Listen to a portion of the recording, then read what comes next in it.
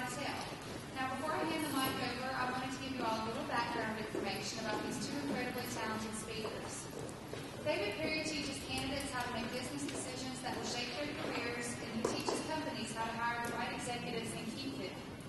His name is well known in executive search circles. David has over 30 years of experience as an executive recruiter. He has personally closed over more than 1,000 searches with a 99.5% success rate and has negotiated over $382 million in salaries. So it's easy to see why he earned the nickname the Road Recruiter from the Wall Street Journal. In addition to David co-authoring and Anita being a contributing author to the best-selling book series, Guerrilla Marketing for Job Hunters, they have also pioneered the professional recruiting practices described in Executive Recruiting for Dummies and Hiring Greatness, How to Recruit Your Dream Team and Crush the Competition.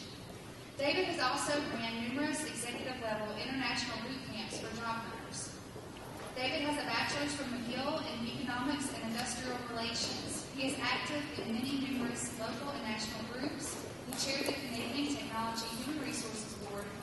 And a few years ago, David was presented with the Queen Elizabeth II Diamond Jubilee Medal for Community Service. Anita Martel is a successful entrepreneur and partner in Perry Martel International. She is a performance consultant in emotional intelligence and certified Neuron EQ administrator. She is also partner in Guerrilla Job Search International, the team of professional headhunters and marketing gurus, which designated the Guerrilla Job Search system of products and services using leading-edge job search techniques. Throughout her 29-year career, Anita has focused on program development management, as well as education and counseling within both the public and private sectors in the human resources, academic, and addiction fields. Anita is the author of the Absolute Job Search Guide, a practical workbook used for the course curriculum she developed while teaching at the Adult Education and Career Centers. She is co-author of Don't Hire a Liar and Beyond Great, Hiring the Best Leaders. Anita is a graduate from McGill University in psychology, a registered Guild recruiter, and a member of the Canadian Advanced Technology Alliance. She and David are in-demand global keynote speakers and recently returned from Romania, where they opened a 2-day HR summit on psychometrics. And on that note, at this time, I turn things over to David and Anita, so please give them a warm welcome.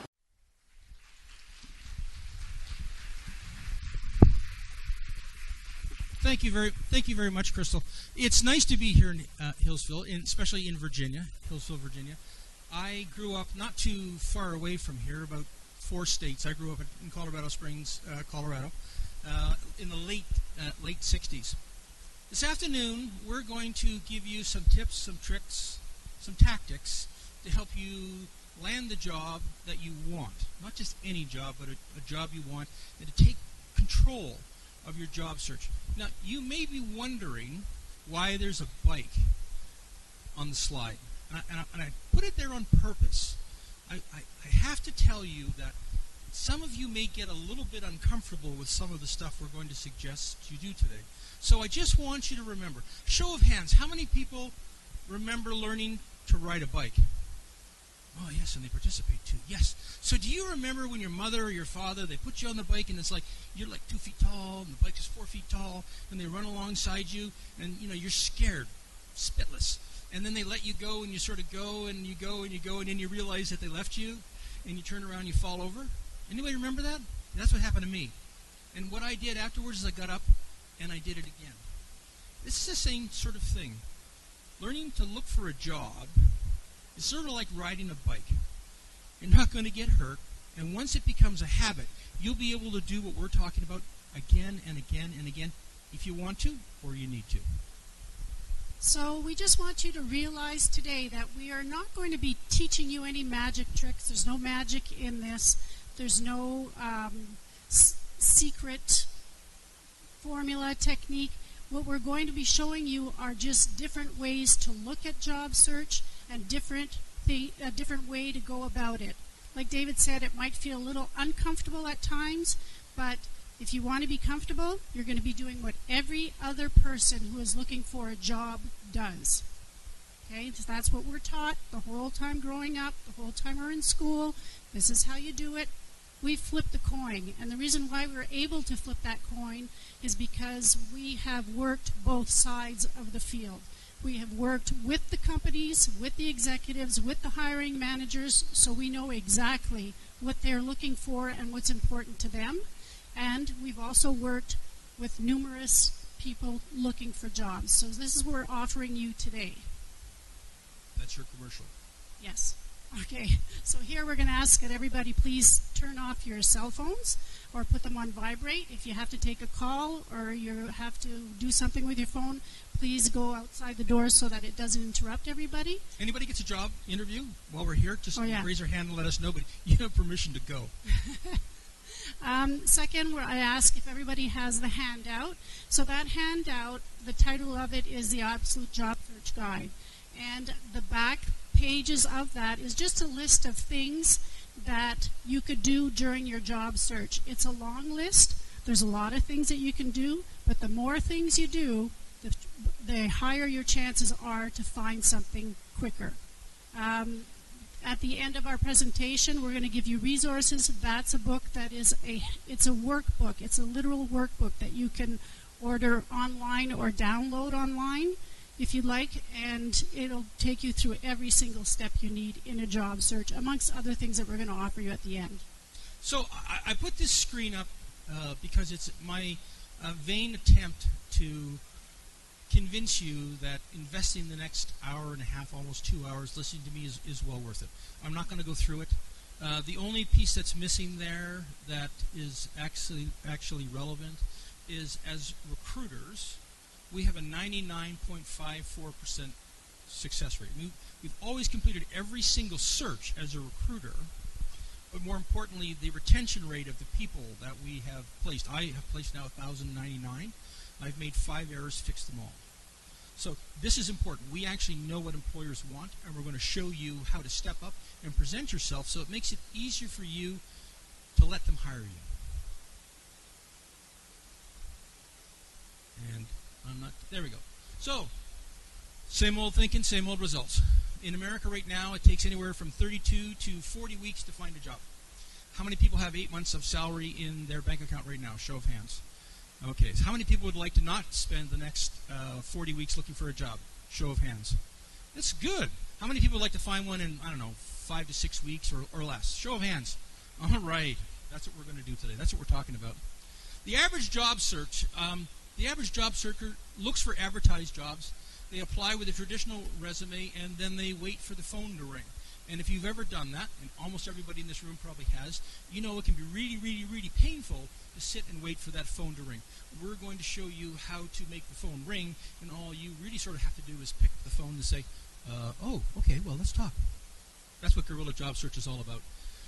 You can't go anywhere in America and in Canada without seeing these kinds of articles in the newspapers about how it is horrible. But we're going to fix that. Here's what job hunting looks like for some people. What you can't see is right on top of the eye and come in. There's 2 jobs there, and around the bottom there's about 700 penguins all looking at that same job. So one job, 700 penguins. Not good odds. So you got to wonder where all the jobs have gone to. All the jobs are down here. The good jobs are hidden. You've heard about the hidden job market? We're going to show you how to penetrate it. Honestly, we're going to show you how to dominate it in some areas. Show you how to use Google. Who's ever wondered about that hidden job market? Who's ever heard about that? The hidden job market. Go around you wondering, how come so-and-so found a job? How did you know there was a job there? Where did that come from? This is what we're talking about. Okay? So, one of my favorite people, I'm glad my hair doesn't look like his anymore. Insanity is doing the same thing over and over again, expecting different results. We're going to break that habit today. We're going to show you how to look at your whole job search, and actually, indeed, probably part of your life in a completely different way from a new perspective. Can anybody tell me what these numbers stand for? Can anybody tell me what these, not Corey and not Crystal, can anybody tell me what these numbers stand for? All right. I'd like everybody to close their eyes. Close your eyes, and I'm going to change the slide. Okay, you can open your eyes. 27,341,000 people were hired between July of 2017 and November of 2017. That's a fact. I'm an economist and a statistician by training. I don't brag about that, by the way. But I do follow things, and one of the things I follow is the U.S. Board of Labor Statistics, and they track these things. When the newspaper talks about there's 250,000 new jobs added last month, well, there were. But there's this thing called attrition. Anybody heard of attrition? Okay, so every company, and attrition has run in America for the last almost 30 years between 20 and 24%. That means any company that's got 100 employees, even if they're in a hiring freeze and they're not hiring anybody new, they still have to replace 20 to 24 employees. That's an important thing. So that's where all these hires come from. They're not advertised. Most of them aren't advertised. And currently, as of 2 days ago when I checked the stats, in November of 2017, there were 5.8 million jobs that were known to be open from all levels, from beginning to senior executives. What's most interesting is that from 2004 until 2014, that number stayed between 3.8 and 4 million jobs every month that people couldn't fill. Now the question may become, why don't you see all those jobs? And we're going to talk about that in a few minutes. So a guerrilla job search is a little bit different from a regular job search, and I want to talk about what guerrilla marketing is. We're in Virginia. I've been well historied in American history because I live in Colorado. And we were at the United States Air Force Academy, so I got history every single year. And Virginia is one of the places where the Continental Army fought the British. And what Washington did almost 240 years ago is he brought in a Hessian mercenary to this area of the country to train the farmers and shopkeepers to fight the British Continental Army. And that's where the concept of guerrilla warfare came from. So guerrilla marketing and guerrilla job search is doing the unconventional to achieve conventional measures. So we're not going to arm you. That's not the point here. But we are going to teach you how to do things that aren't obvious so that you can get a job faster than any of your competitors. So one of the biggest concepts that you have to take away from this morning, I'm going to introduce right now. Any Toastmasters in the audience? Ooh, I'm the only one. Okay. So there's this concept that we learned in Toastmasters called WIFM. Does everybody know what Toastmasters is? No? Go ahead. Explain. Okay, Toastmasters is a bunch of people like me and you all getting together to learn how to speak in public. I'm an absolutely shy guy actually I really am a shy guy by nature, but I learned how to do public speaking at Toastmasters. And in Toastmasters I learned the concept of WIFM, what's in it for me. And what you have to do as a job hunter is you have to show the employer what's in it for them. I know you want a job, but they don't care. So here's the other side of that coin that we're talking about. You have to put yourself in an employer's shoes and think when you're putting together all your information, when you're when you're making cover letters, your resume, when you're going for interviews, you need to put it together and think, what is it that they want? Okay, it's not betraying yourself because you're looking at what you can contribute to their want or help them in what they need. But you got to turn it around and think that way. Just by doing that one thing, that's going to put you one step ahead. Oh, it'll put you hundreds of steps ahead. You know, the concept of WIFM is simple. Employers don't get up in the morning and go, oh, I got to hire somebody because I have extra money. They don't. They get up in the morning and go, I still have this problem that I have to solve, and I got to find somebody to solve this problem.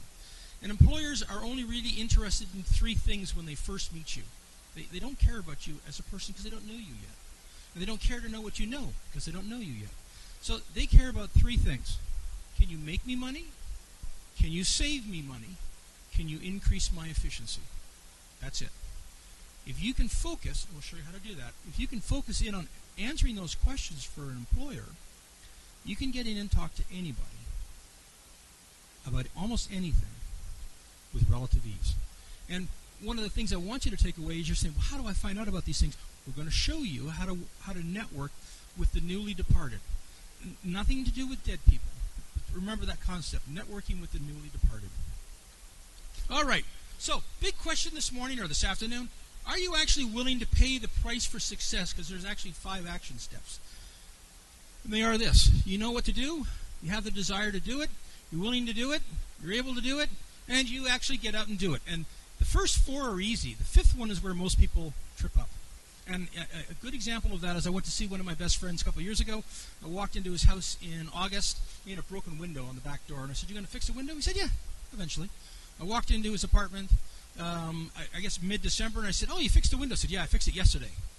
I said, "Why?" He said, "Because it was cold." And here's the point. Most people will not do anything until doing nothing is more painful than doing something. And you got to remember where we come from. December, minus 30. Took him that long, and it was that uncomfortable before he finally got up and did that, fix that window. So this is what a job search plan looks like. Don't let it scare you. But there are a lot of moving pieces in a job search plan. There are a lot of moving pieces. We're going to simplify them. We're going to give you 7 steps to success. We're going to show you how to choose your job, create your resumes, build your online profile, launch your networking, meet people in the hidden job market, improve your odds, and then land a job. And we're going to do that in, I've got an hour and 15 minutes left. Are you all ready? Are you all ready?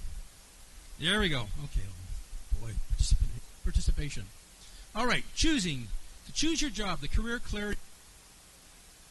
These are the 8 or 9 things that are important when you're first starting. You understand the new value table, the 3 R's of job search, competency, skills, interests, education. It's a big, long list. Today we're going to talk about the 3 R's of job search, your top 10, very important. I gave some people in the back a sneak peek about this a little while ago, and the monster hack, which will wrap up all of this. Okay, so just go back one slide. So all these lists of things are important to do, but we've pulled out a few main ones that you can concentrate on to begin with. If you want to learn more, you can go and find our resources and learn more about it. But there's no way that we could do all of this and put all of this information in 2 hours, in a 2-hour talk. Okay? So what we're showing you is our things to really launch you, set you off. Concentrate on those, and those will help you a lot. Thank you. So back in the day when I went to school, the 3 R's were simple, right? They were reading, writing, and arithmetic. And now they're research, relevancy, and resiliency. So research, we're going to show you, because you need to know how to figure out what skills you want to sell, where the markets are for your skills, the business problems in the marketplace that you want to address, and then how to figure out what's the skills and services you want to use to get a new job. Some people in the audience talked about, I want to do something different. Well, we'll show you how to figure out what that is and how to package yourself. And we're going to show you how to get an opportunity to actually interview. Even when companies are not looking for someone, even when they haven't advertised for a job, and most companies don't advertise anymore. We'll talk about that a little bit later. We're going to show you how to get in and talk about who you are and what you can do for them with research skills that we can teach you today, and they're not hard. And when we look at skills, he's quick on that button, boy. When we look at skills, I know a lot of people, when they start looking at themselves and they're looking for jobs, they stop and they say, well, I'm not too sure. Okay, I know I can do this and I know I can do that. But there's a whole ton of skills that you completely ignore. When I was teaching at a career center, we used to have new immigrants. And I had a man that came in from one of the countries in Africa, and he had been in a concentration camp. What they call them? They don't politically correct, incorrect politically, but he had been that's what it was. Okay, well, he had been a refugee camp. Sorry, he had been in a refugee camp most of his life. But in that refugee camp, I know you've seen pictures of what refugee camps look like. It's horrid in those places. And this man had to keep his, or he's a man now, had to keep his family alive. And he would do things. He started off by, the first thing he was able to do was collect wood. He would collect some wood for fires. Then after he would collect wood, and he would barter and trade with other people, and he would get some of their food, some of their different things that they had. As time went by, they would burn this wood. Then he would use the charcoal that was there to make writing materials with that. After he did that for a while, he did something else. Then finally what ended up was ended up being responsible for distributing the relief packages that would come in. Well, when relief packages come into a refugee camp, let me tell you, it's no easy task to keep control and to distribute that anywhere near fairly. So his skills were phenomenal in organization and distribution and all these things. But when he sat in front of me and said, well, I've been here 3 years and I haven't been able to find anything. Everybody tells me my skills aren't valuable here, that I can't be used. And I said, no, I'm sorry. Not happening. And we turned it around. We wrote his resume, and that man started off not at a high position, at a labor position, but right now he's managing one of the fish companies, fish distribution companies in the city of Ottawa in Canada. So don't disregard the skills that you think, that you don't even realize that you have. Okay? It's a tomato-tomato thing, right?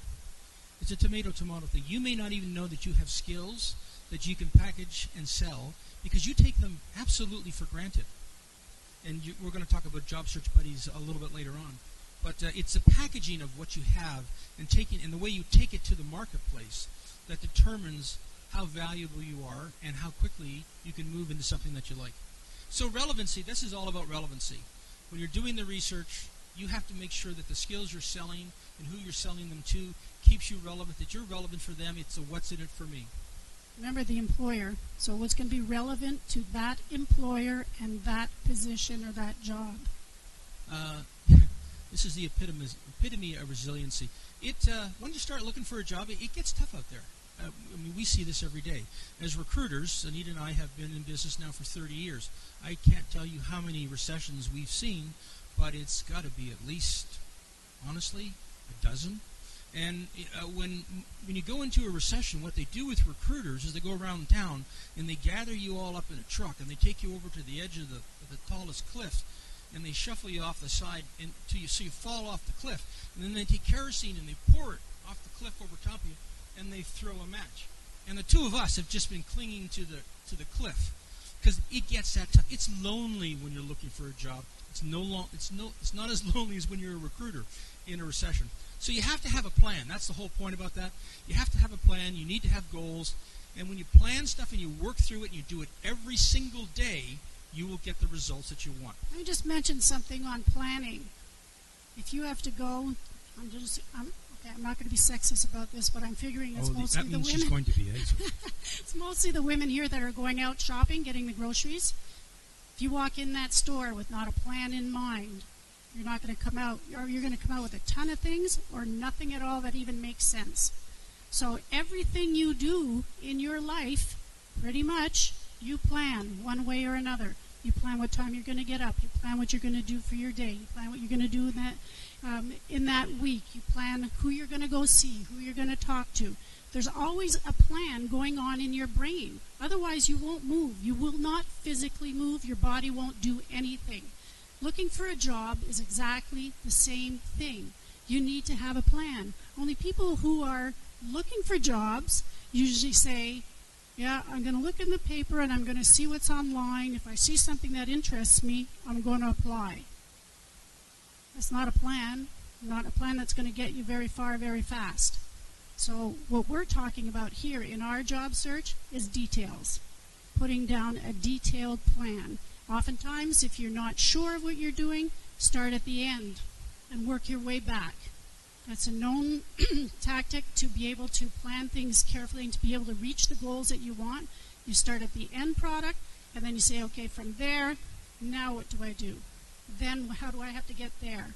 To get from here to here, I got to go here. And you work your way back. The most interesting thing is there's a study 2 years ago, USA Today. I don't remember how many tens of thousands of people that they surveyed, but the average American, so strictly America, the average American spends 48 minutes a day, 5 days a week, looking for a job. 48 minutes a day. Primarily because they don't have a plan of what to do next. And when you actually go into a job search, what you need to do is plan it out from beginning to end. And it's a set it and forget it. You just act. And people are amazed that it takes 40 weeks. Well, if you're only working 48 minutes a day and it's an 8-hour day and really you should be working 10 hours a day, when you're looking for a job. Imagine if you could actually take all that time and crush it down into a much smaller period. And that's what we're going to show you. We're going to continue to show you how to do today. So let's get to it. Your secret weapon is you. Nobody else can do this. Absolutely nobody else can do this for you. You have to be your best friend. You have to be your taskmaster. This part, it's all about you. You have to do the work. Unemployment, career counselors are not going to be able to help you. They have to help a whole bunch of other people. Your friends can't help you. It's all on your shoulders. So, FBI has a top 10 list. Know why they have a top 10 list? Okay. You see all these lights in the room? If we turned them all on, it's incandescent light. We'd all be able to see, right? And we're spending, I don't know how many hundreds of dollars in electricity to all be able to see.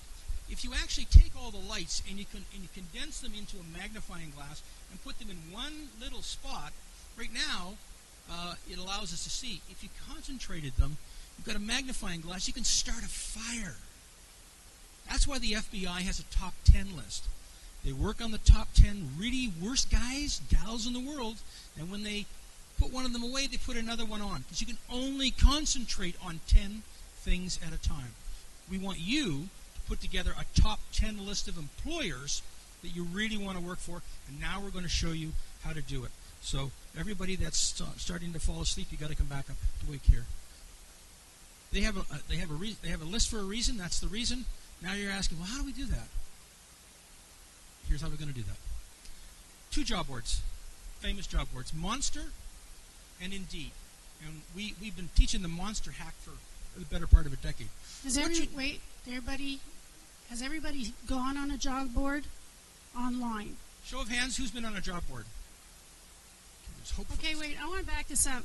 Show of hands, everybody who works or knows how to use a computer. Anybody does not know how to use a computer? Don't be shy. Oh, okay, so everybody has access to a computer, can use a computer. Okay, good. Go ahead. All right, so the Monster hack, the way you find your top 10 jobs and your top 10 employers is really simple. It's almost too easy. Here's what you do. And I used 2 examples. I went to Monster and I went to Indeed. This is one of those duh moments where you go, oh my God. It's just so. So I went to Monster and I said, I want to use 3 skills that I made up. And they were teaching, administration, and management. And I wanted to use them, by the way, in Hillsville, Virginia. And in Indeed, I said, well, nursing, home, and CNA. And I wanted to use them in Hillsville.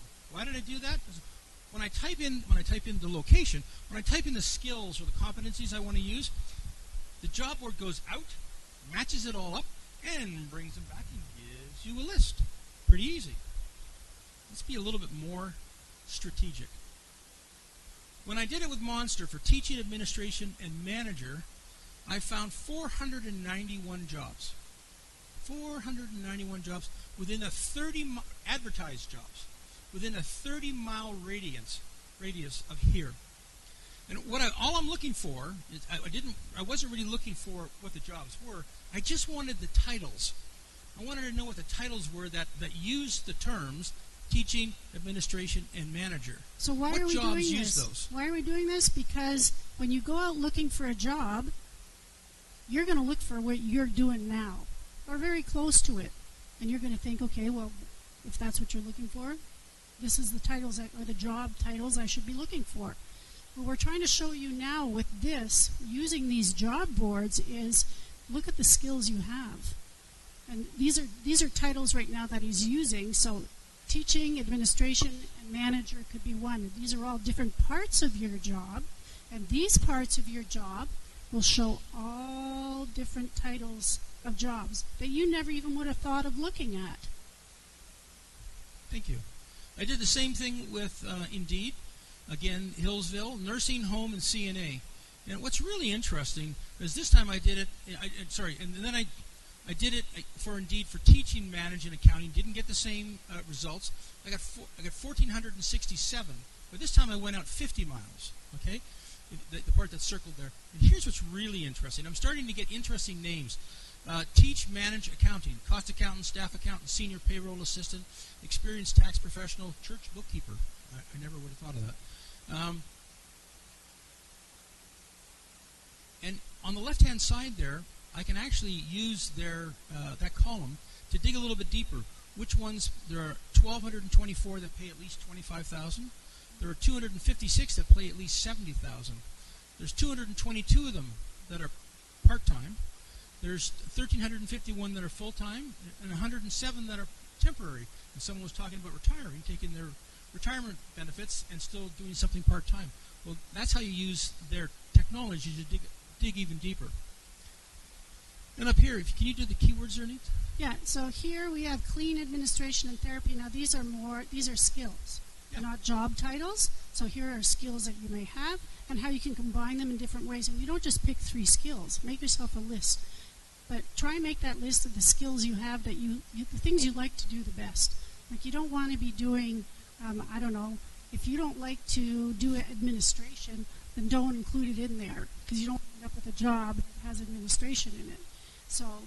And what I did is I played with the keywords, the 3 keywords. I just played around with them to see what was. Anyway, with clean administration and therapy, I get 38 jobs here within 10 miles of Hillsville.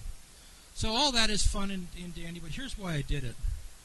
You need your top 10 list of employers? Well, the keywords for teach, manage, and accounting produced. Job title, cost accountant, staff accountant, senior payroll assistant, tax professional, bookkeeper. Organizations, a manufacturer, a college, a steel company, a law firm, and a church. Guess what, folks? How many manufacturers are there within a 20-mile radius? How many colleges are there? How many steel companies are there? How many law firms are there? How many churches are there? Every time you find an organization, all those organizations have, every manufacturer is going to have a cost accountant. Every college is going to have a staff accountant. I guess every church is going to have a bookkeeper. That's how you start to get your list. So you want to know the easiest way to find their competitors? You look at these companies that are advertising, and you plug in their name in Google, and you write, I don't know, competitor. What's the name of a company here? Crystal, name of a company. What? Parkdale? Parkdale competitors. And then a whole list. Lists are going to pop up. It's all and you'll done get for a you. whole bunch of other companies. Now, we're having you jump between job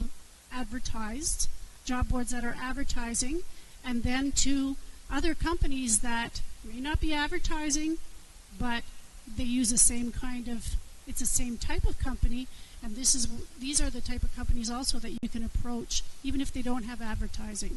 David mentioned earlier, the iceberg about the hidden job market and the ones that are advertising. So the top, they're advertising. That's what's on these job boards. That's the top of that iceberg. What's underneath are people that they're not advertising for. And companies often, more than often, don't advertise because it's an extreme amount of work to advertise for a job. It takes a long time, a lot of resources, and a lot of money. And oftentimes, they're so overwhelmed with their own jobs, they don't have time to advertise. So you run into all kinds of situations. There's that, and there is legislation here in the States that says if you advertise for a job and you get people that answer, you have to acknowledge that they've sent you an answer, and that whether or not they're right. So you have to acknowledge that they've applied for that job. If you get 10,000 people or 5,000 people answering your job, imagine the time that takes. And that's what happens. When the recession came in 2003, 2004, technology like Google and job boards was just starting to come on the scenes. And it became so easy for job hunters to see something online, and they would click and apply. Click and apply. And all the books at the time would tell you, if you got even 20% of what they want, just click and apply. So that's what everybody did, because that's what they should have done. Here's the problem. On the other side are the employers who are going, I need a cost accountant. They ran an ad in the newspaper or on a job board, and a whole bunch of people clicked and applied. Well, it wasn't like 20 people. It wasn't like 50. These jobs are all over the world. I mean, these postings go all over the world. Google gets 80,000 unsolicited resumes a month. Employers stopped advertising because it's too painful to run an ad, answer the phone, did you get my resume? Or answer the email, did you get my resume? Because if 10,000 people apply, 10,000 people are phoning to talk to that hiring manager. What employers have done instead is they have adopted the suite of digital tools, like LinkedIn, which we'll talk about a little bit later, Facebook, Twitter, Google. They're now using a suite of digital tools so that they define exactly what they're looking for, and then they go out and find them themselves online. And the next thing you know, they're picking up the phone going, "Psst, hey, I got a bunch of jobs here. You want to take a look at these jobs?" They go directly to the candidates. So if they can't find you because you don't understand how to be found by an employer, you're never going to get the call. Right. So we're going to be talking about that later on. So I have to stop to make fun of people for just 1 second, because this is just too good, right? Like, I'm a recruiter. I mean, for God's sake, I'm a BA, right? And I'm in Detroit, and I'm talking to a room of 90 engineers. Sorry, are there any engineers in the room? Okay, I'm going to get away with this. Yes, there's 900 engineers, smartest people on the planet, right? And they'll tell you that. And we're doing this. We're into the conversation. I said, okay, how many jobs are there for? Actually, how many exhaust systems engineers do you think there are in Detroit? And we went around the room for about 2 minutes. And we settled on 5,000. 5,000 exhaust systems engineers. I said, that's really interesting. How many jobs do you think there are for exhaust systems engineers right now? And they all assured me, none. I said, that's really interesting, because I got up at 5 o'clock this morning, and according to LinkedIn, there's 31 jobs available on LinkedIn for exhaust systems engineers in Detroit. Twitter, there's 25, and I can't remember the tool I used at the time. There were less than a dozen. I said, show of hands, how many exhaust systems engineers are there in the room? Hands go up. I mean, they're smiling, right? There's jobs available. I said, now, keep your hands up if I, as a very simple recruiter, went on LinkedIn and was looking for someone like you. If I did this, if I typed in exhaust systems engineer, keywords, Detroit, keep your hands up. If exhaust systems engineer in Detroit are on your LinkedIn profile, all the hands went down. Smartest people in the world didn't know that. This is what's happening now. I'll show you just a little bit later how to stand in front of an employer so when they're looking for someone like you, you're really obvious. They can't miss you. We're going to show you how to actually answer the phone because a recruiter calls you than trying to get someone else to pick up the phone on the other side of the city. Does that sound interesting? Thank you. Okay, so I'm going to play, or Corey's going to start a video that I put in there, and I just want you. I just want you, while it's playing, I want you to think, why on earth would she put this video in here? Okay?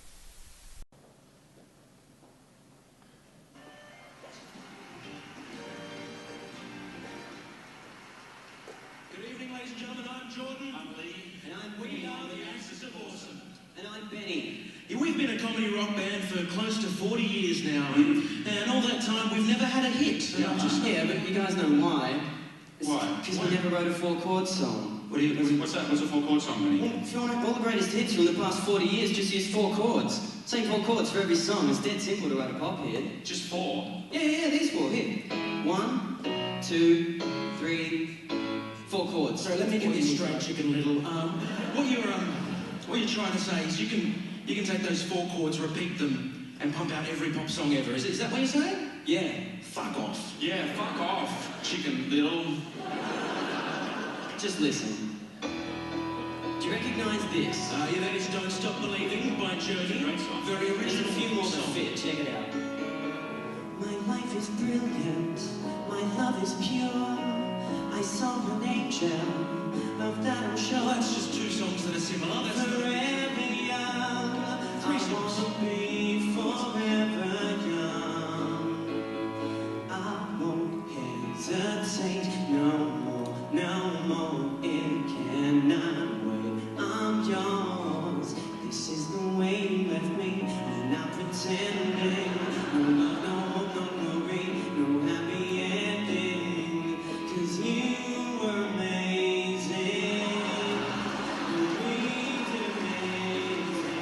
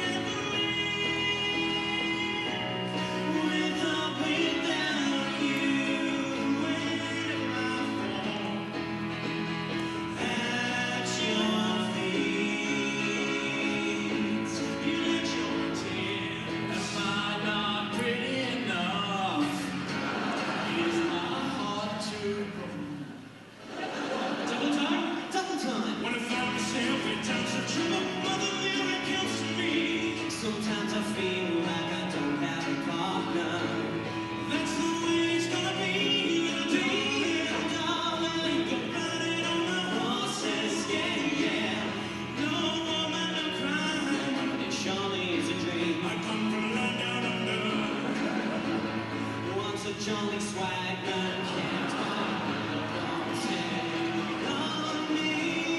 When I come take me, when I come around,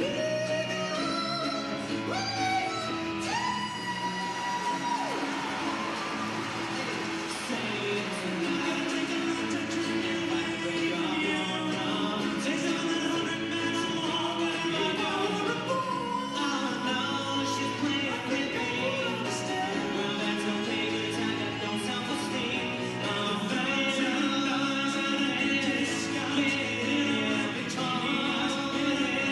Yes, 'cause I'm not here for your entertainment. You don't really wanna mess with me tonight. Can't be mine, no, we can't read my poker face. Come on, Ronnie, let's go party. You found me. She wants to touch me, ooh. She wants to love me, ooh. She'll never leave me, ooh. Enjoy yourself. Take only what you need from here. Take your canvas bags. Take your canvas bags. Take your canvas bags to the supermarket. Take your canvas bags. Nothing's been torn. I'm all out of faith. This is how I feel. I'm cold and ashamed, lying naked on the floor. Illusion never changed. Yeah, it's something real. I'm wide awake and I can see. I'm more than a bird. I'm more than a plane. I'm a bird plane. I'm a bird plane. A motherfucking bird plane. Doesn't that sound familiar? Doesn't that hit you in the heart? Doesn't that make you shiver? The way that things are gone. And doesn't that seem peculiar? 'Cause everyone wants a little more. And something I do remember. To never go this far. That's all it takes to be a star.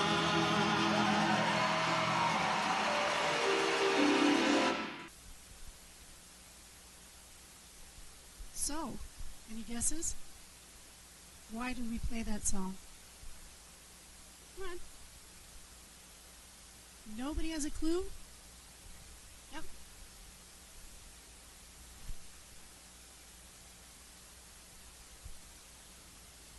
Yeah.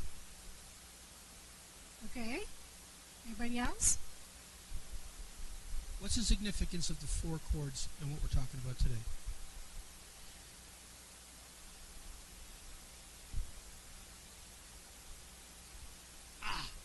Bit of a formula, yeah.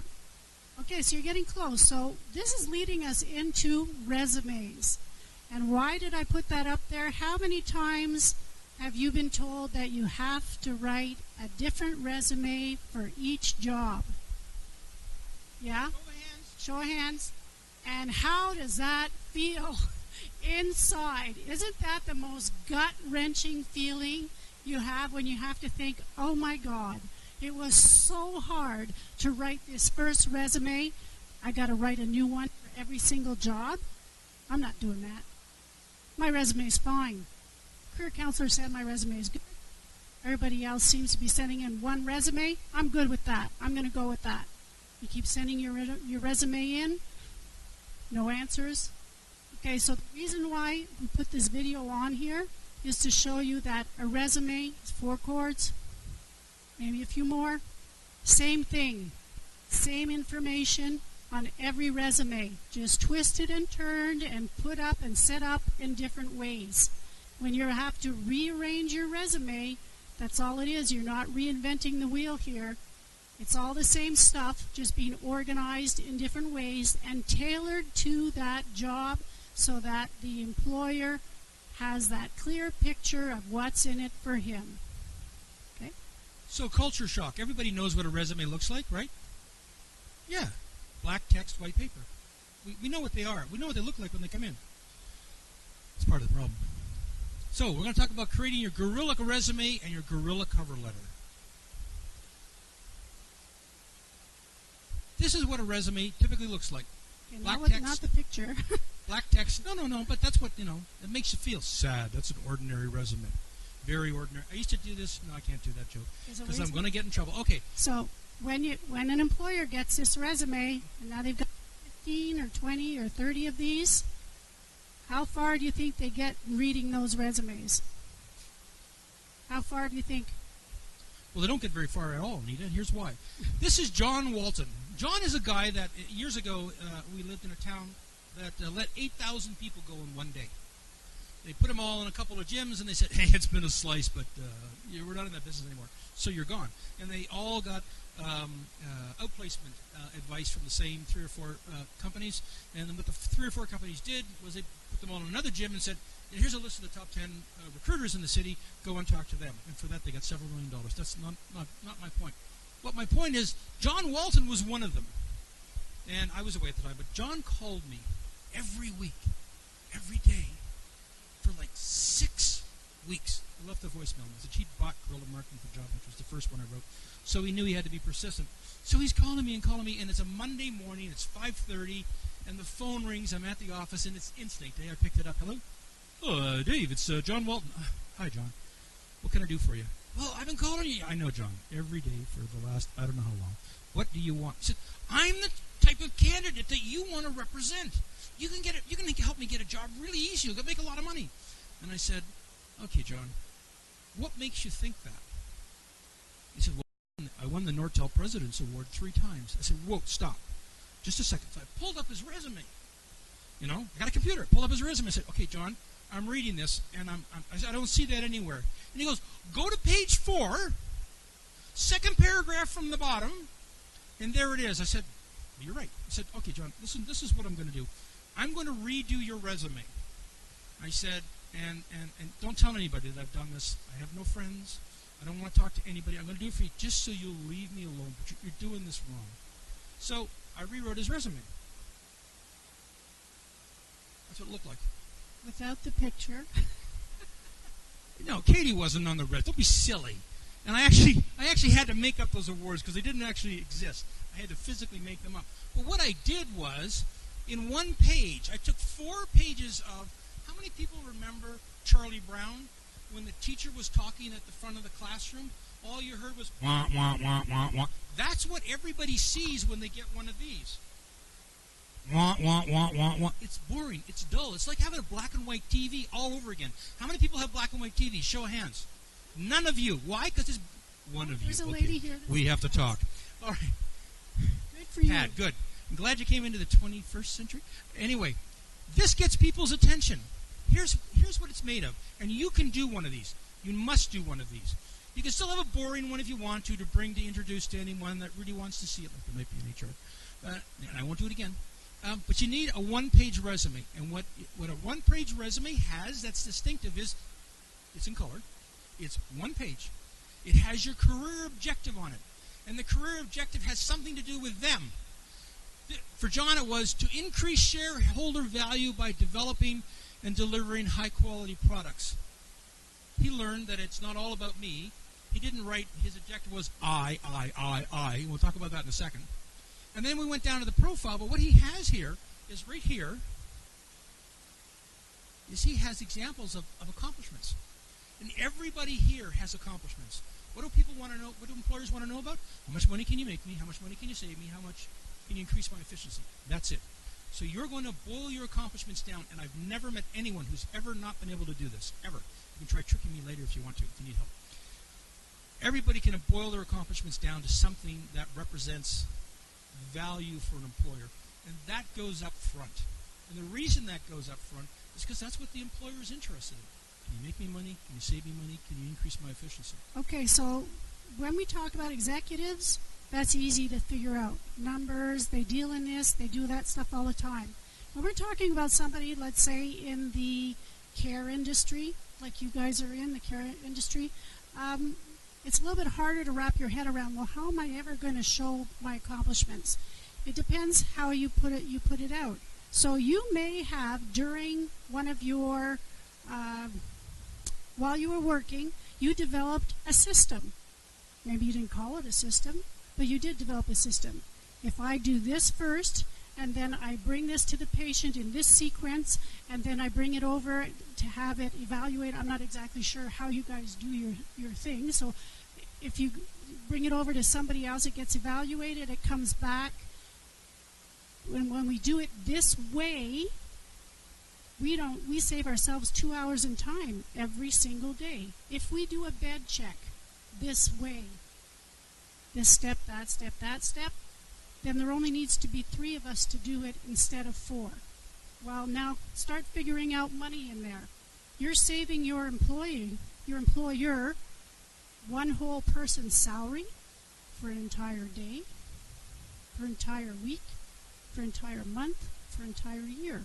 That's your system that you developed there. So this is what we're talking about when we talk about accomplishments.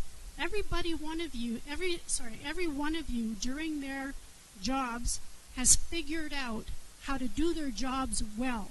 You're not doing exactly what somebody taught you in school. You're using that as the basis, but you worked it and you developed it. And you developed your system of working. By doing that, narrow it back and think, well, what's the benefit? If I wasn't doing it this way, it would really cost my employer 3 more people on the job during that week. It would cost my employer so much, that translates to so much money, so many hours. Sit back and think about this and write yourself down 3 accomplishments. Try and figure out 3 of your accomplishments. So I once knew this guy who was a grocery bagger, and he was trying to figure out what to put on his resume because he didn't have a whole lot of accomplishments. He didn't have a whole lot of experience, but he figured out how to take something that he had done and turn it into accomplishment for loss prevention. I saved my employer, I can't remember the number, $1,200 a month. And when he went to the interview, the interviewer said, "Well, how'd you do that?" And he said, "Well, it's easy. I was a bagger, and we were having problems with people who were getting groceries at our store, and by the time they get home, the eggs had all broken." And not only were they coming back because they wanted eggs that weren't broken, because they didn't pack them, but they were getting mad and a lot of them weren't coming back to the store. So it was actually me, I figured out a way to make sure, it's so logical, right? That you packed that the guys, I gave them lessons on how to pack the bags so that the eggs were always on the top. Remember, this is all guys, right? All the guys were baggers. Women, I'm probably pretty sure they all would have done it automatically. But I use that as an example to get an interview and a job. You've all got examples like that. You just have to dig deep. And when you start to do your resumes, I suggest you get together in pairs and you ask each other what it is about the other person that impresses you, and you'll come up with these accomplishments all by yourself. Okay, so this type of resume, the Guerrilla Job Search, the Guerrilla Resume one-pager, usually is used for a non-advertised position, right? Correct. And think of it this way: when you're creating a resume like that, it's kind of like an advertisement. It catches the attention, and that's the whole point behind this one. You're going to create, it's like a flyer. You're putting out a flyer. Here's my, you don't know me, you haven't been looking for somebody, but here's my flyer advertising what I have. It may be of interest to you, and you want to catch their attention. And that's the whole point. You're also going to have another resume prepared with details.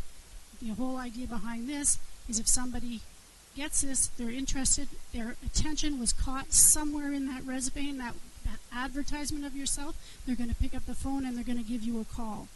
And they're going to say, okay, well, I've got this, but, I'd really like to know more about you. And you already have your other resume, and there's an invite all right there.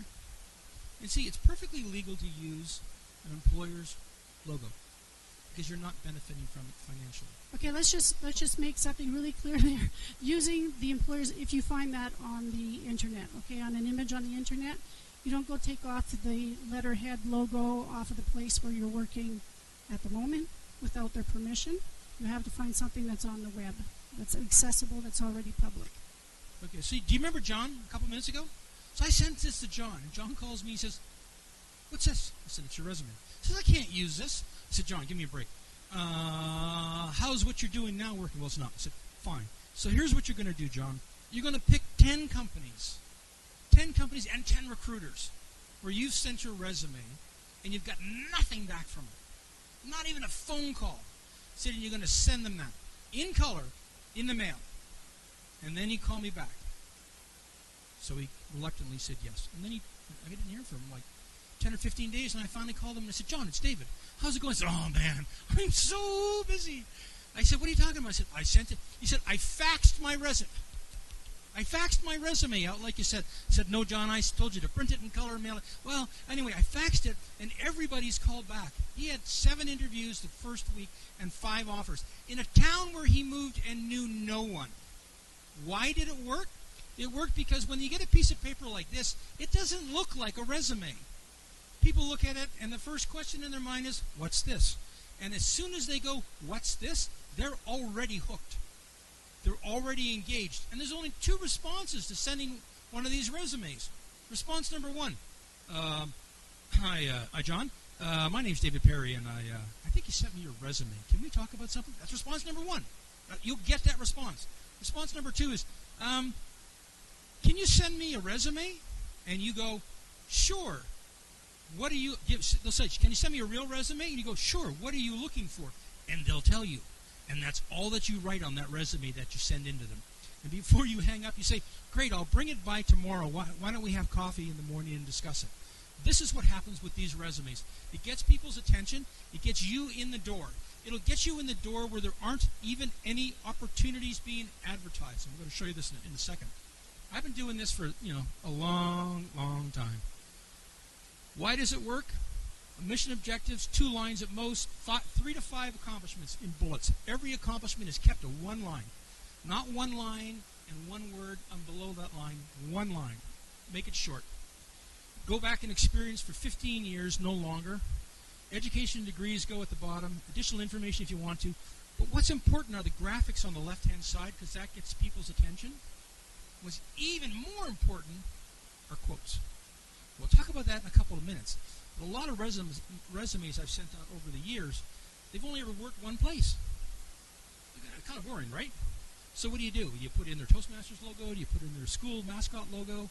No, you go and get some quotes about what a great job they did from their job reviews, and you put them on the resume. We'll show you how to do that in a second. So when we're talking about the images down the side, I know you're probably wondering, well, what kind of image could I put? So our son did one of these. He put, actually all our kids did, they put a logo of their school that they attended, a club that they were in. One had been in the Army Cadets, put a logo of that, the Cadet Corps that she was in, all these different things. Now remember, these, it's like they were 16, I think, when 16 to 18 when they started doing this. So things that they had done. And for different reasons, people will hook on to different things. The Army Cadet one, that one shows discipline. That one got my daughter a job at one place because the person that was hiring or that received this resume was a big fan of the Army Cadets. So that was a standard for them. So you never know what's going to attract the attention. It could be other places that you've worked, awards that you've won, all of these different things. So this is my best friend, Kevin. Kevin and I have been best friends for almost 30 years. Over those 30 years, I've placed him 5 times, and we have 13 different resumes. Remember the song? This one only has 1 picture on it. It happened to be a piece of software that he developed for a handheld. Down the corner were the things that they were looking for in the ad: leadership, project management, statistical planning, and clients. But every time we did a resume, it's the same stuff. We just organized it a little bit differently. Here's one where the graphics weren't going to do it, and he's just put his critical leadership skills down the left-hand side. Kevin's an engineer. Yeah. Well, Kevin's a smart engineer because he listens. And then we had one where you're not going to tell anybody I said that, right? You turn the camera off. Anyway, we had one where he wanted to go after CEOs and presidents of startups and venture capitalists. And they're not going to read this. So what we did instead was we did one with all the logos of all the companies that his software was then installed in. So it's amazing what you can do when you use a little bit of creativity, and you all have that. You all have that. And what's really interesting is I was actually going to put up another slide, because when we first started doing this 15 years ago, we had trouble going, you can do this. And then over the last 5 years, I've received everything from Monopoly, games made into someone's their resume made into a Monopoly game. I've received videos. I've received pizza boxes. It's amazing what people have done. Why does it work so well? Well, it's developed by a recruiter. It's accomplishments-based. It's accomplishments-based. But you make me money, save me money, increase my efficiency. 1 page long. Takes that much time to get read. The graphics and logos get your attention, and the quotes back up what you say. Okay, so this resume, we call it a Guerrilla value-based combination resume. It's a different kind of resume. It's about 2 pages long, and the difference, this one is for a job that's been advertised. Now, you guys are all working for the government right now, and you know that they have the list of what people have to have, their qualifications, and then they go through that list, check, check, check. Private sector is no different. They're a little bit more flexible in what they're looking for. However, they all have a list. And right down the side here is the list. So you got to think of that as sort of like a grocery list. When an interviewer or somebody, an employer is looking for somebody, they have that list in the back of their mind or written down on paper, and they're looking at the resumes going, yep, check, check, check, check, check, check. So what you're doing here on this side of your page is you're putting down, if the advertisement said they needed somebody with 20 years plus or 10 years plus experience, you have 20, so happens, you put down 20 years experience. They're looking for somebody who is a team player. If you're a team player, you put that down. So you're picking out the things from the job advertisement that apply to you that you have, and you're putting them down. Now, when I was teaching this course, they would put down their list, but they wouldn't put that check mark. That check mark is really important to be added on there. It's something that's very subliminal, so it works on the subconscious of your mind. They are checking boxes. That check mark has to be in there, okay? So we have that going down the side here. On the other side, on the second page, you have either quotes or recommendations from somebody that you can put in there. This could even be from a report card that you got, or some sports camp you went to and somebody did an assessment on you and put down, said, John here was great when he did this or he did that. Any little thing that you can find can go in there that's complimentary to yourself. It's important, though, that you state the source, okay, so where it came from. When you have different jobs, you're all going to have jobs here. You've all had evaluations, assessments, I'm hoping, throughout the years. So you have copies of your assessments. Take the positive points, a nice short little bullet, and add it in there and cite who it comes from. On the other side of the line here are the basic things that you're going to put in a resume. So here you have your objective, what you're looking for, a summary of who you are, your work history. Make it short, bullet form, because you're going to be, if they're going to call you in, then you can explain that, your education and training and your accomplishments here, interests and activities. And we always get pushback by that. Why should I put my interests and activities? Who cares? You'd be amazed. People want to connect. Employers want to connect with other people. If they have nothing in common with you, or they don't connect to anything, then you're lowering your chances of getting that job. If you are, what did we put here? I enjoy skiing, cycling, playing hockey, and camping. This person might be an avid camper. And just that one little word, I enjoy camping, could bring you through that door for an interview. All right. Why does a Guerrilla value-based combination resume work so well? Well, it was developed by a recruiter and a career counselor. And most importantly, what she did, well, can I tell about the class? This is 92 students in your class that you were teaching, most of which were immigrants and didn't speak the language. So she made it really easy. She made it into the grocery checklist. When people advertise for a job and the resumes come in, it's not normally the HR manager or the hiring manager who checks through the stack of resumes that's a foot and a half high. They give it to someone else and say, here's the 4 things I'm looking for. And the person has a checklist of 4 things, and they go through the resumes, and you either got the 4 things or you don't. So what she's done with this is the things that they're looking for are there. They're already checked off. It goes in the yes pile to be interviewed instantly. That's why it works so well. Yeah, okay, so this is called an ASCII or plain text resume. Anybody know what that means, an ASCII or plain text? So it's just a type of, explain plain text, right? When you're going to be applying for, most often, government jobs, you're going to be submitting that online, and it's going to go in plain text. If you have a resume, back it up. If you have a resume like this, then that's going to be completely thrown all over the place in that when you submit it because of the formatting of the text. So when you make your resume, you should always have one that's sitting beside, that's plain text.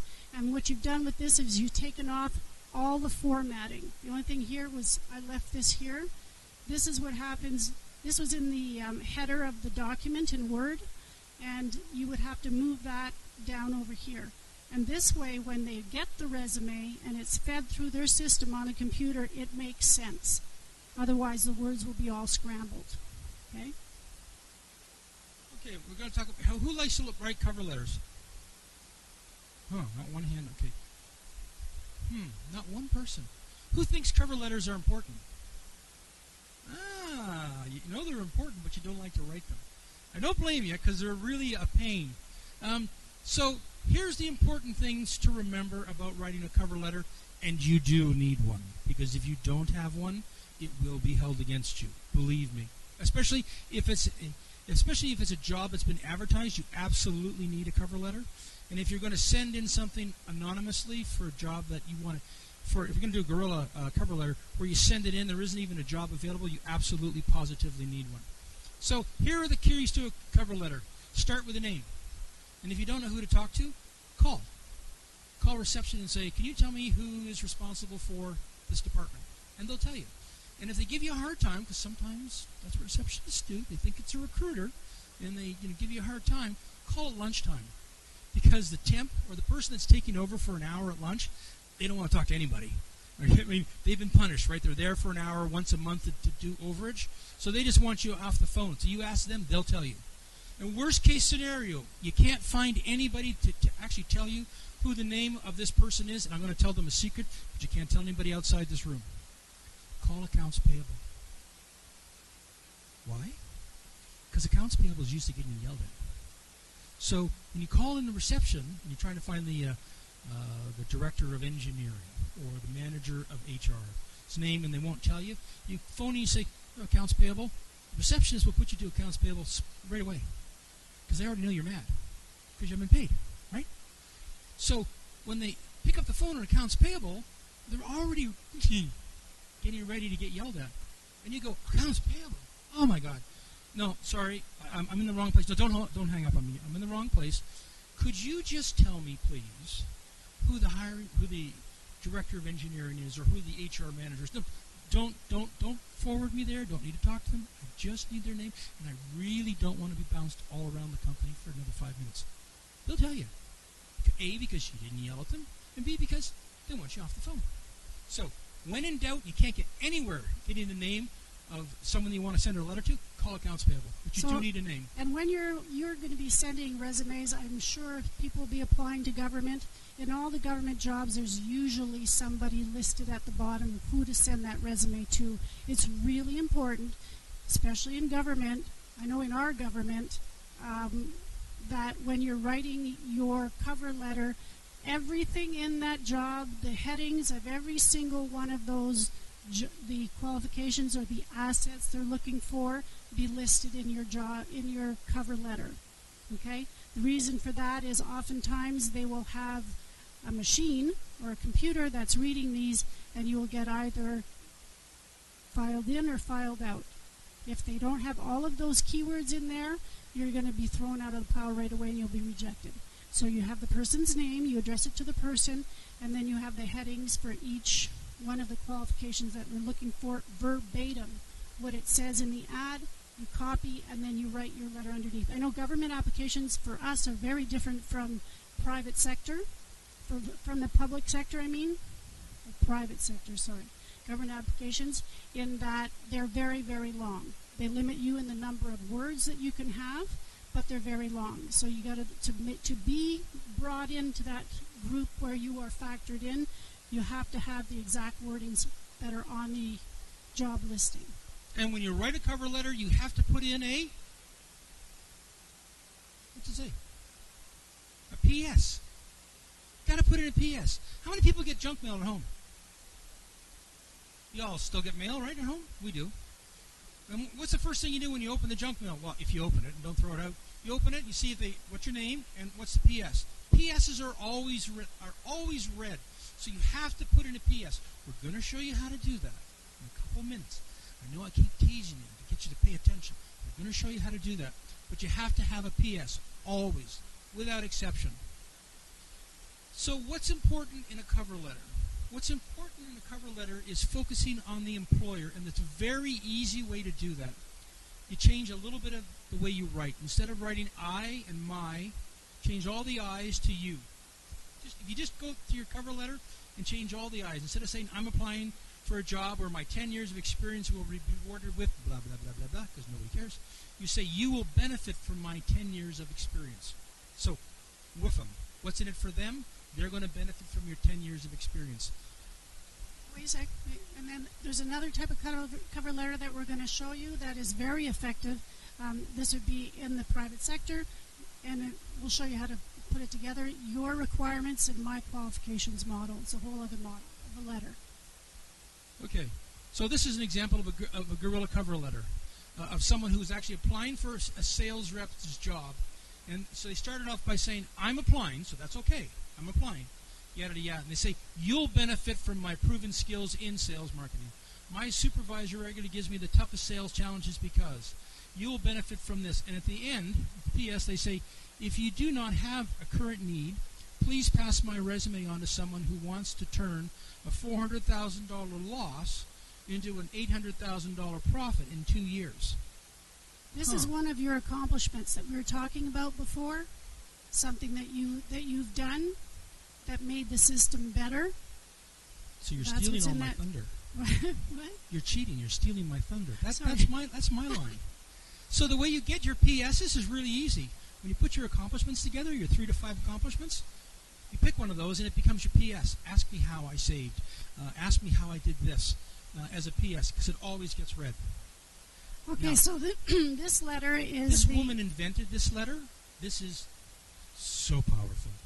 This letter actually got me a job with a provincial, so you guys have state government, with the provincial government. I sent it in, and like within 45 minutes, they phoned me back. And I thought, oh my God, okay.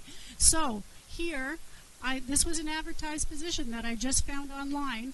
I said, I'm applying for this position, advertise where I saw it, because oftentimes jobs are advertised in many locations. My qualifications match your needs closely, and can make an immediate impact for you. Please consider the following. I put that title, your requirements, my qualifications. So here I listed 3 things, and that was kind of like that grocery list that they had. I put down 3 of the main things that I thought was important for them, or I put down in their ad 3 of the things that they were asking for, the ones that I thought were the most important, and then I put how that I filled those in very short, brief sentences. And then I'd like to bring these skills to work for you. I look forward to speaking with you soon about the results that you can expect from me. So I'm telling them what they're going to get from me, not what I'm going to get from them. So if you're like me and you're not Shakespeare and you don't like to write, this is the cover letter for you. Because what it says is... It's really easy. This one's really easy. It says, you need, I got. You need, I got. You need, I got. There's only one conclusion. They got a call. That's what this letter does. This takes you like 2 minutes. And just let me ask you something. If you were hiring somebody and you got this is what it looked like when it hit your desk, would you stop and read? It's different looking, right? That's the point. All right, step 3, we're almost done, right? No, we got 4 more to go, but they get faster. This is how traditionally people have looked for a job. Go to a newspaper, go to the job boards. It's worked It worked up until about 3 years ago, and then it really just sort of stopped working. There was no parade, there was no banner, there was no moratorium, you didn't read about it. But here's what happened. You've been looking like this, and the employers have been looking like this. Remember I told you Google? Remember I told you about all those smart engineers in Detroit? All 900 of them, all the exhaust systems engineers. Not one of them bothered to put exhaust systems engineer, Detroit, in their LinkedIn profile. No one could ever find these people. That's why some of them have been looking for 2 years. Because they weren't findable. That's what employers do now. They use technology like Google and LinkedIn. So today, you're more likely to have a job find you than for you to find a job. That's the good news. If you're not in these places, how many people are on Facebook? Even just to communicate with your grandchildren or children. Facebook. Okay. How many people know what Zoom info is? Oh, this is really good. Well, just one because Crystal did her homework. Crystal's been doing her homework. Okay. All right. The largest database of professionals in North America is called Zoom Info. Every recruiter on the planet, and I'm not exaggerating, on the planet uses Zoom Info. When I start a search, if I'm looking for a blonde-haired, blue-eyed, left-handed programmer or baker, I type those terms into Zoom Info and I hit the button, and it brings me the list. Like, seriously, this is what we do. This is what We have to pay for this program. We subscribe better turn to the this camera program. off here because employers are not allowed to know this. This is what we actually do. So you have to make it so that you're easy to find. And Zoom Info does this for you. It's free. You just might not be there. So what you need to do is go to zoominfo.com today. And you all get a copy of this presentation, so don't worry about taking notes. You go to zoominfo.com, and you see if you're there. And if you're not there, you click the button, and you go put yourself in. Your name, your title, where you work, and your qualifications. It's almost like a resume. Costs you nothing. They'll ask you for your credit card to make sure you're not a Russian hacker. I shouldn't do those jokes. Okay. But they won't charge you anything. It's free. And that's one of the best ways to be found. Same with Twitter. So I want to add something in here, is that I do a lot of research. I'll go on Zoom Info. I will look people up because I'm trying to match names with jobs. Okay. I will go look in Facebook. If I Google now, Zoom Info has a feature that will bring that person. If they're registered in Zoom Info, when I put in their name in Google, one of the listings that comes up is Zoom Info. So Zoom Info is considered to be, as much as LinkedIn, and if not more by professionals, to be the most professional site there is for profiles of people. It doesn't matter what you do, what type of work you do, create yourself a profile in Zoom Info. There's a community edition. That's what you do it. That's where you put it. Okay. The other thing Zoom Info does is if you are ever listed anywhere, put resumes online, whatever, it scrapes the internet everywhere to get all kinds of information. Okay. So there'll be stuff. It'll keep, once you've entered your profile, it will follow you wherever you go. Right. What's interesting but I'll just get off Zoom Info for a second, but what's interesting about Zoom Info is back in 2008, we were releasing Guerrilla Marketing for Job Hunters 2.0, the second edition of the book, and I called the CEO and the president of Zoom Info, and I said, hey, how'd you like to help job hunters? And they said, absolutely. And at the time they had, I think it was 9 million people in their database. And I said, well, how about you make it available for free to job hunters? Figure out a way to do that, like give them 10 free profiles, so that when they're doing research to try and find out who they should talk to in a company, they could get that information from Zoom Info for free. And they said, sure. And what they did is they came out with something that has become the community edition. And what they ask you to do is they ask for, and just think about this for a second, they ask for access to your contacts in your email account, just like Facebook and Twitter do automatically. And so they'll trade you access to their information for your information. If you're worried about that, have a second account. That's one way around it. But this is a great tool to use to find the name of anybody that you want to talk to inside an organization. And they're now at, I got to say, 140 million people. And 68% of all the executives, that's what you're interested in, 68% of all the executives in the Fortune 1000 in North America are not in LinkedIn. Every one of them is in Zoom Info. And that's important to recognize. So Twitter, same thing. If you have a Twitter account, Recruiters can find you on Twitter. Obviously, they're going to find you on LinkedIn. Make sure if you're on LinkedIn, you have a nice picture. It's a professional picture. It's not of you holding up a bear's head. I've seen all this stuff. Or, no, I can't tell you some of the stuff I've seen. And please, Google your own name. Right. So, Google, how many people have ever Googled their own name? Quite a few of you. Have you been shocked? How many other people have your exact name? And you thought you were the only one with that name. Your name was very distinguished. You thought it was only you. Then go to Google Images with that name. Really, really important. The one thing that employers, no matter what type of employer, whether it's legal or not, what they're doing right now is they are Googling you. They want to see your social profile. They want to see what you do, what pops up. All kinds of things pop up on the internet. Remember, what's on the internet stays on the internet. Nice. So it's really important that you associate in your LinkedIn profile, make yourself a LinkedIn profile, put a good picture of yourself, because they will also be looking on LinkedIn. It's automatic. As soon as you Google somebody, all these different sites pop up. LinkedIn, Zoom Info, Facebook, and if they're looking to see who this person is, you know your name, there's many people with your name maybe, only one person with your picture. So make sure you have a proper picture. The other thing is on Facebook, make sure you go over your profile carefully so that there's not all kinds of weird stuff in there, and check your privacy settings. If you have stuff on your Facebook account that may be questionable by employers or whatever in the past, anyway, then close your privacy. Like, shut down your privacy. Make your account private to yourself, to only your friends. There's also a feature in there that can lock down, because there's a way of phishing in Facebook, right? You go in somebody's profile, you go in their account, and then you look at their friends. And then you go into their friends and look at that. Or if they know that you're friends with somebody else, then they can go in and find you that way to see who you're friends with. You can lock down your friends so that only you can see your friends. So these little things are really important because employers are actually doing that all the time now. In a survey last year across the U.S., 73% of the HR managers that were surveyed, and there was tens of thousands, 73% of them have not made an offer to someone because of something they found when they searched on their social media profiles.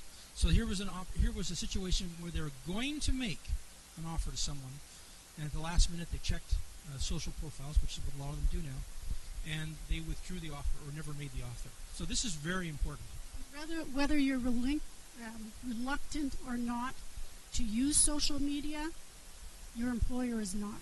Your employer is going to check up on you. It's the easiest, fastest way for them to go through all these different people that are applying for jobs. So the point is, your social media account, that's your first interview in a lot of cases. Your LinkedIn, them finding you on LinkedIn and reading about you on LinkedIn is oftentimes your first interview. You want to make sure your first interview projects what you want them to see, so you get a second interview in person. And so what do you need on LinkedIn? Here's a cheat sheet. You need a headline that hooks, so 3 skills that you want to be found for, and we're going to show you 2 examples in a second. You want to make a promise, like I saved 34% with whatever. You want a professional picture. You want a solid keyword, rich summary. You want to put numbers in. So instead of saying 95% in, like your teacher would say NINETY-5, write 9 and 5 in percent, because those symbols pop off a page much easier than words. And you have recommendations and testimonials. So here's our son. We have 3 daughters, 1 son. Brilliant lad. Graduated McGill University, and he is a specialist in bioinformatics. You know what that means? We didn't either. Do you know what that means, bioinformatics? That means he took a major in biology and computer. Yeah, you see, Mom knows, right? Informatics. Remember, like son, computer, I'm the one that knew. Computer science, that was That's it. right. So biology, and that's what he liked to do. So he had a resume that said Corey Martel Perry, and said where he lived, and it said he went to McGill, and he was a really great guy. And he didn't go anywhere for about 5-6 months. And then Dad, begged him to redo his profile, so I did. because he let me, and here's how I did it. He wanted to go into bioinformatics. So what do I have in his profile? I have the term. He's a contractor. He wasn't officially a contractor. He was unemployed. Therefore, he was self-employed. Therefore, he was a contractor. You follow me? Okay, it's legit. So he was a contractor that specialized in bioinformatics, artificial intelligence, and software development. And then I used bioinformatics and similes, I think that's the word, right? Similes, in a couple of places. So if you go to LinkedIn now, or until last week when he changed it, if you typed in Montreal and bioinformatics, my son popped up first.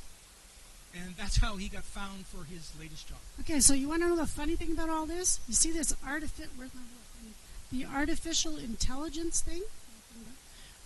Where it says right there?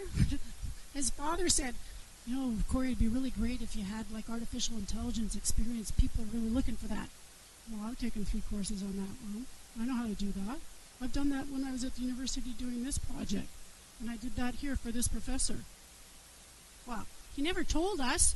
We didn't know. When he added it in, he got picked up right away. So he's now living in our garage. These are those skills. These are those skills that we taught you about when we were looking at the monster or the Indeed hack, the monster hack, where you're looking at your different skills and combining them different ways. Read those things, because he didn't use artificial intelligence. He had another word for it. Can I tell them how to cheat? Okay.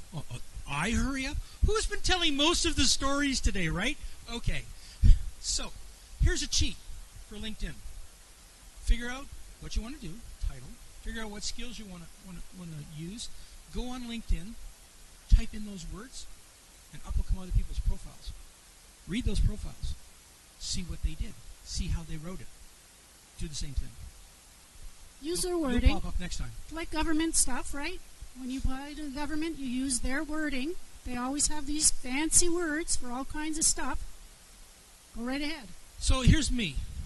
Good picture. Yeah, I had to stand in. I want to be found for Industry 4.0 leadership, and I made a promise. Ask me how you can get 181 ROI, unleash innovation, blah blah blah blah blah. I did that because I need to appeal to people that can actually hire me, like CEOs and presidents, for executive search projects. And then I turned around and did what I did for my son, and I put in the words Industry 4.0 and talked about that stuff. And then a little bit, LinkedIn allows you to do about 1,200 word summary of who you are and what you want. Choose your words carefully. And when you choose your words carefully, I had to highlight this because it's so light you can't really read it. There's 2 things that I did, but you can do the same thing. I wrote a short, how do I serve companies? And then I wrote, how I serve Tier 1 executive talent. So I told them what I do. You can tell them who you want to work for and what value you bring here. And if you use some of the words that you used in the previous, like Corey, bioinformatics, his summary went down about a page. I used bioinformatics many, many times, probably 7 or 8 times in the summary, and I used artificial intelligence. And the more you use those words, those keywords you want to be found for, the more likely you are to be picked up and put at the top of the list that comes up from LinkedIn. It's not hard. Computers are dumb. And if you understand this part and why they're dumb, they're just looking for keywords and the volume of keywords, and you use that to your advantage, you're going to come up first. Now, don't take a whole page and put bioinformatics. That's spam. That won't work. They're that smart. All right. So, now we're going to talk about letting other people sell you. Because how many people are really good at promoting themselves? Show of hands. And you're probably all about as shy as me. Good. We're going to talk to you later. I'm very shy. So I need to get other people to promote me. And how do I do that? How can you get other people to sell you? Testimonials. What's a testimonial? You all know what a testimonial is. Y'all watch, late night TV. Before and after. That's a testimonial, right? Well, what's easier for me to do? Sell you something because I tell you it's fantastic, or sell you something because somebody else actually shows you that it's fantastic. It tells you that it's fantastic, but it's not me. It's the other way around. So testimonials. So how do you use testimonials? Here we took a testimonial from a student's profile on LinkedIn, and we used it in their resume and in their cover letter. Bob immediately impressed me as an articulate, intelligent, and self-motivated. More than that, I've seen ample evidence, blah, blah, blah, and we put the date on February 2018. So here, I'm using a testimonial from the student's LinkedIn profile. In here, we're going to reuse it on that person's resume. Bob immediately, down the left-hand side, Bob immediately impressed me as articulate, intelligent, so twice we put the same quotation marks, so you only got to find a couple of these, so you keep recycling them. And in the cover letter, in the PS, you guessed it, right? Bob immediately impressed me as articulate, intelligent. You only got to find a couple of these things, and you keep reusing them like the song. You don't have to use the same one in your same cover letter resume that you're sending to the same company. Find 2 or 3 of these different things, and then put 2 or 3 of the different ones in there. Extreme networking system. Okay, get in the game. We're going to talk. These are the 4 things that you. One sec. Do people need to get up for a minute? I don't want to let them because they're not going to come back. I can tell. Do you need to get up for 5 minutes? Okay. Okay, 5-minute break. Minutes. I see it's all 2:40 your now. faces. 2:45. 2:46. We'll probably continue because we're supposed to keep this at 2 hours. This will wrap up in 25 minutes max.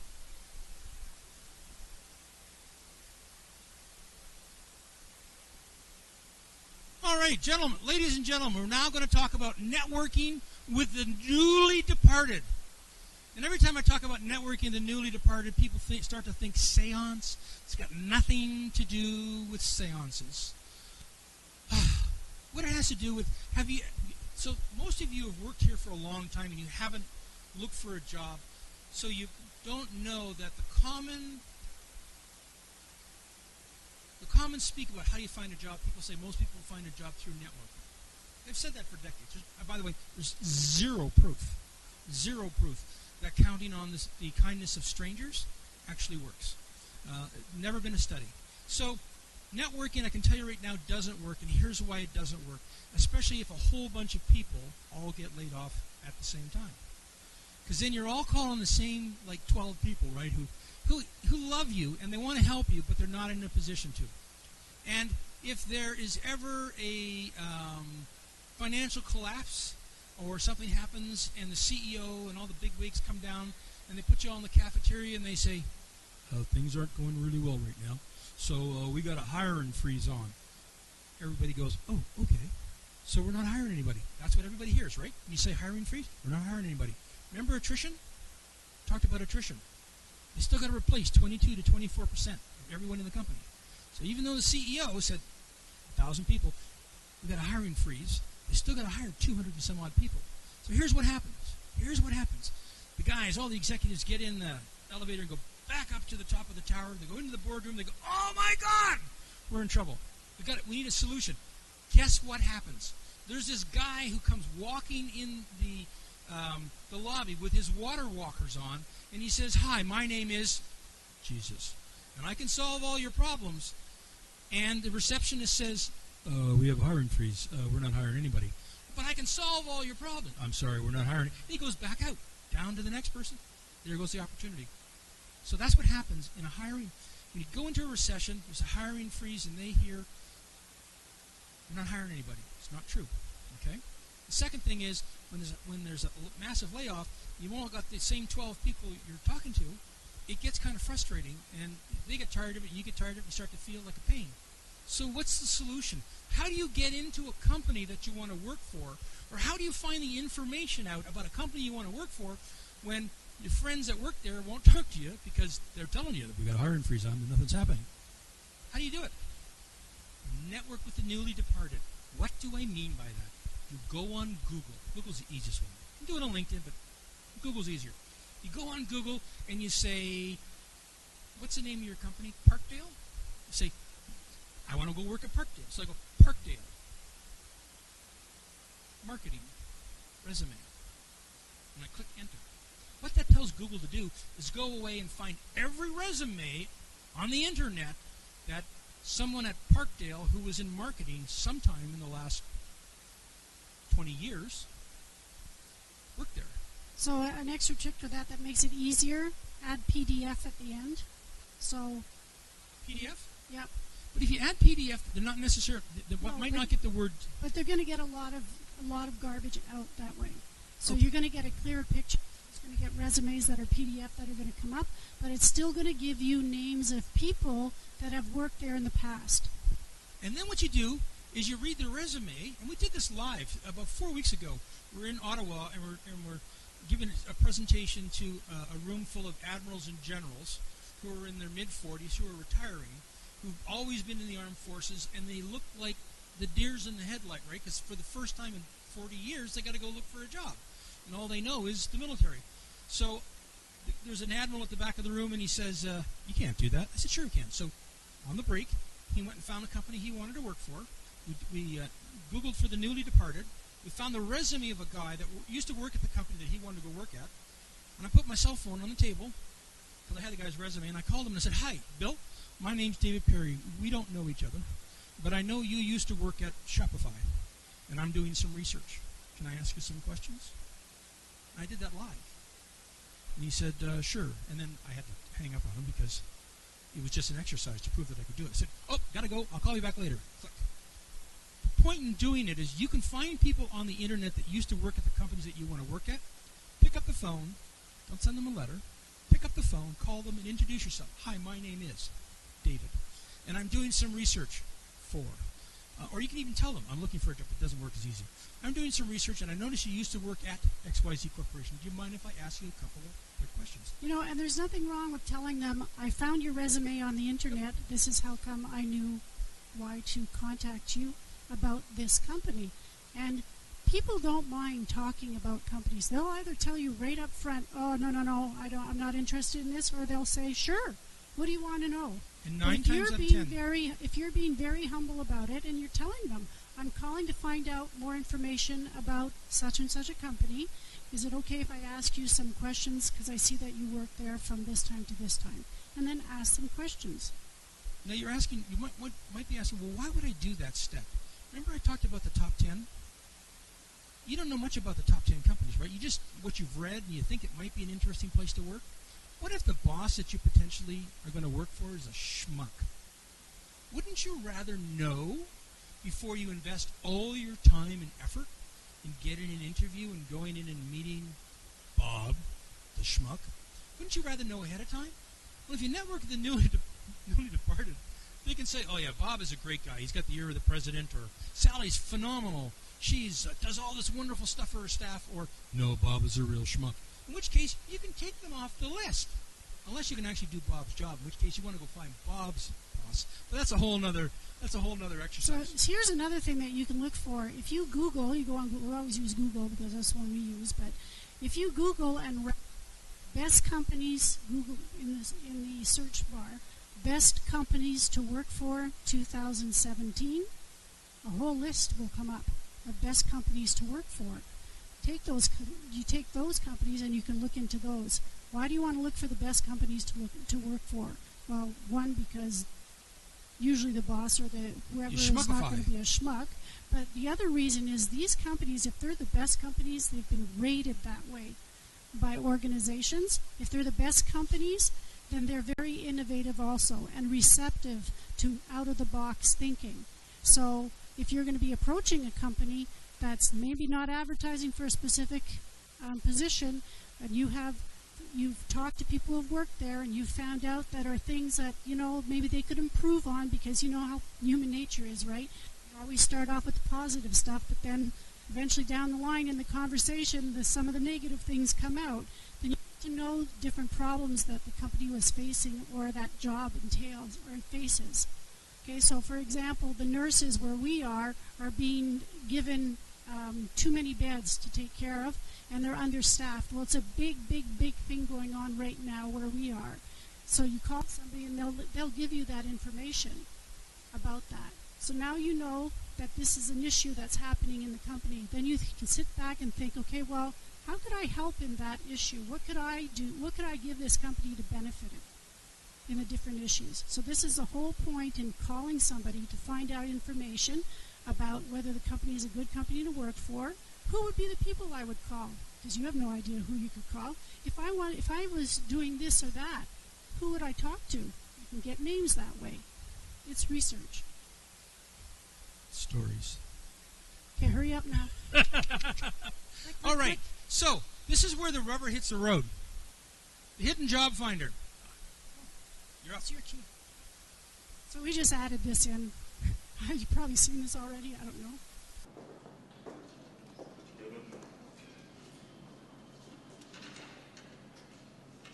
What makes you think you qualify for this job?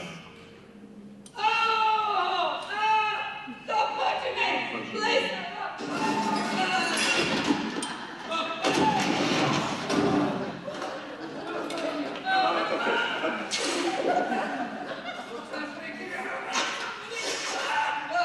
Let me out!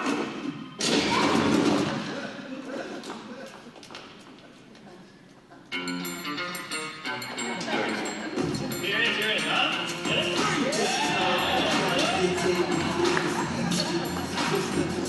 Okay, we're not going to ask you to do that, all right? Just a little note of humor to loosen things up, but the whole point of that is the guy knew that he had competition. Who did he want to talk to? He knew who he had to go and talk to. He wanted to stand out from everybody else. Don't go about it that way, but Talk about eliminating your competition. So here are four things that we teach people to do, and we're going to talk about just one of them. The Trojan thank you note, email chain letters, lump email examples, and the coffee cup caper. And today we're going to talk about the coffee cup caper because we've done this. You can go and Google Guerrilla Coffee Cup Caper. You'll get thousands of examples on exactly how to do it. And Starbucks is well aware of this. They laugh when it happens to them. I know that for a fact. it doesn't have to be Starbucks. So here's a friend of mine in Toronto or in Ottawa when that big layoff came. The city had 65% unemployment in tech, 65%. And what Daryl did is instead of doing a Guerrilla Resume, I mean we're friends. I put him in a company, and his reward for helping that company exit for a threefold multiple, like make $45 million in profit, is he got fired. And so did everybody else that we had hired, which is dumb. Anyway, so he put together a Guerrilla Resume, and it's just that one. This is his resume. And it just says, it's personalized. John, call me. Let's talk about your marketing. He stuck it in a Tim Hortons cup, because we're Tim Hortons people. Stuck it in a box, and he sent it 2-day FedEx. Why 2-day FedEx? Because if you send something 2-day FedEx, A, it's cheap. But more importantly, you get a ping in your email when it gets delivered. And that's important. Because what happens is it's called lumpy mail. It's called the Guerrilla Coffee Cup Caper. You send your resume and your cover letter in a box by FedEx 2-day mail, and when they get it, you get the ping. You wait 45 minutes. You pick up the phone and you go, "Hey, Mary, this is David. I think you just got my package," and you know they got it, and they're laughing. That's what happens. So we tell people to do this, and we once had on a boot camp, we had a guy tell me that I can't use the words in public. They weren't good. And I said, we're going to make one of us is a fool. I said, you need to prove it's me. I said, so it's Monday. You're going to take 10 companies that you've applied to where they've said nothing or no or ignored you. And you're going to send them the Guerrilla Coffee Cup Caper. We're going to talk about it on Friday. And so that's what he did. So Jeff, and I was going to show you the video of Jeff, but we don't have time. Jeff did this. He'd been unemployed for 9 months. And he sent it to a company that actually sent him a rejection letter 5 times. 5 times. Can you play that? So click that little thing. So, I'll explain this in a second. He sent the Certainly responding to the very creative and appreciated effort of receiving your resume along with the Starbucks coffee mug. So I happen to be a large Starbucks fan from Seattle, and you certainly got my attention and therefore my call today.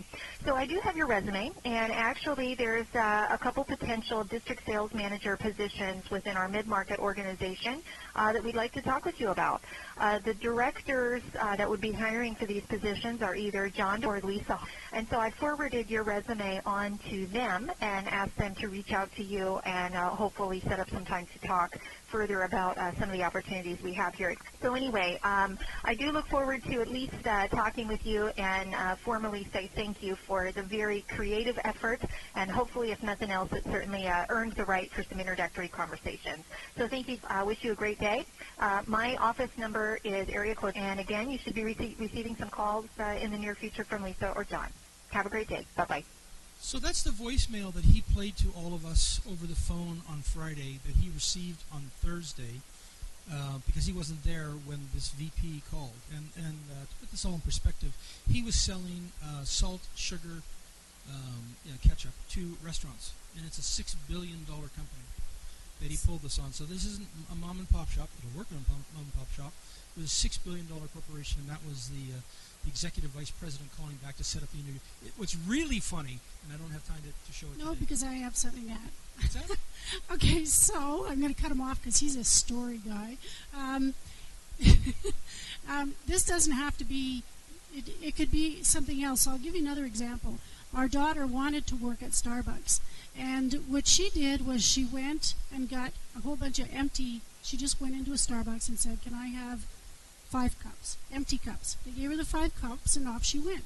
She put her resume in it with a cover letter in each cup, folded up nice, and then she got one of those little gift bags, at the dollar store, put tissue paper in it, and then found out the name of the manager at 5 different stores.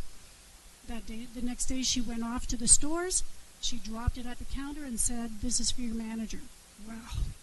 Do you think the manager opened up the gift bag? Oh, yeah. And out of those 5 places that she dropped it up, she got a call that afternoon from 3 of them thanking her for the cup, that it was really, she had put in her cover letter that she really wanted to work for Starbucks. She really wanted to meet this person, and speak with the manager.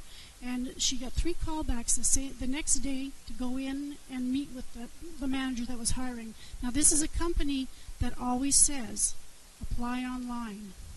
We only take applications online.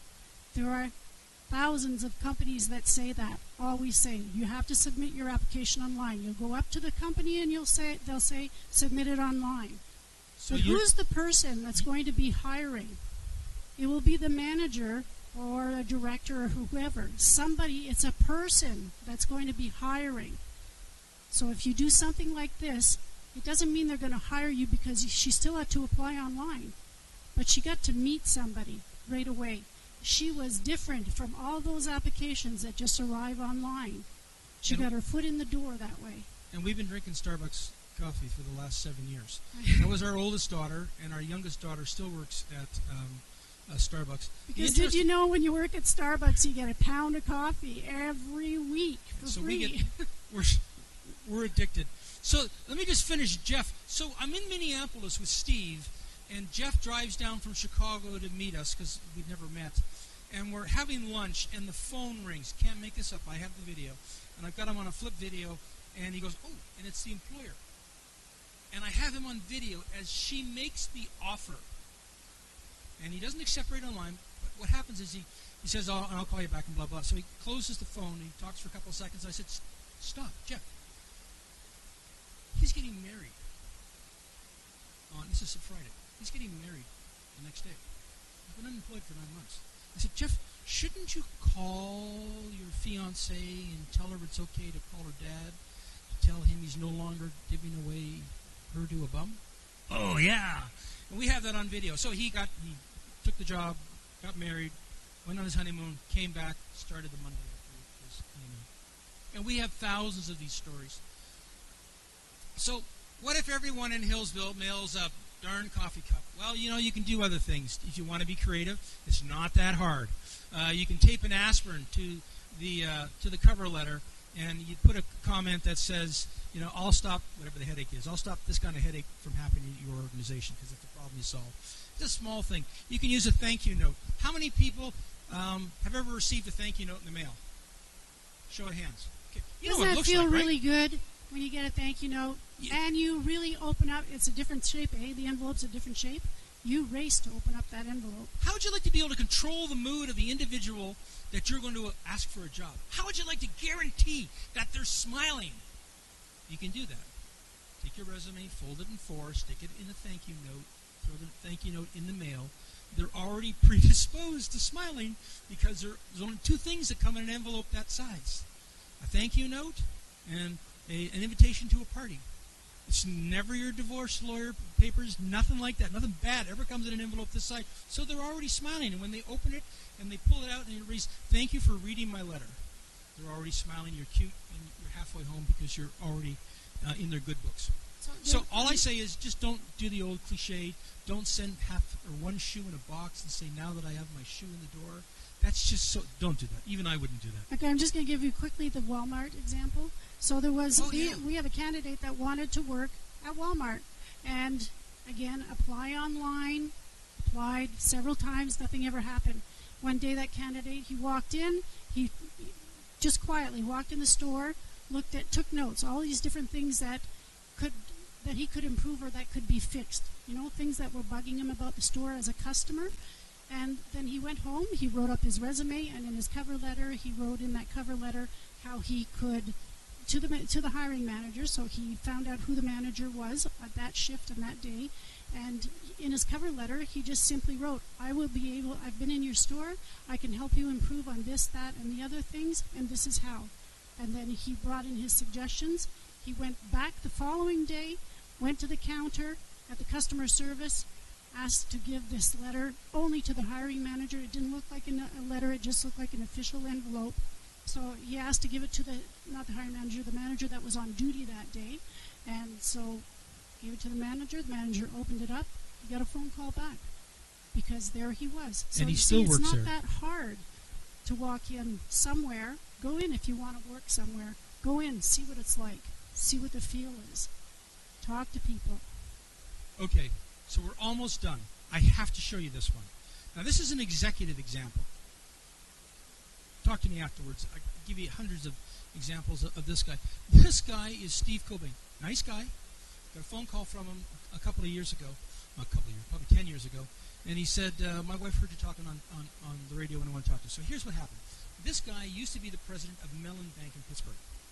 And then one Monday, the CEO and a younger guy fly into his office, and they walk into and say, hey, Steve, it's been a slice. You've been with us for 24 years. It's been marvelous. Here's your replacement. Like that. Over.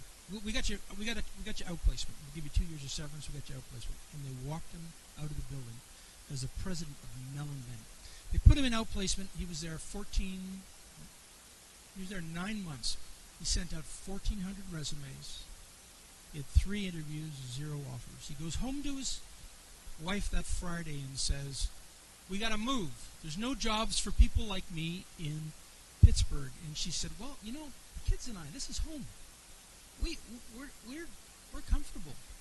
And she just happened to hear Kevin and I on the radio a couple of days earlier in New York City. And so she said, call these guys. So she called me, and Mark and I went through some stuff with him on the phone. The point is, by the following Monday, he had a Guerrilla Resume. He had 10 companies that he wanted to work for that he identified.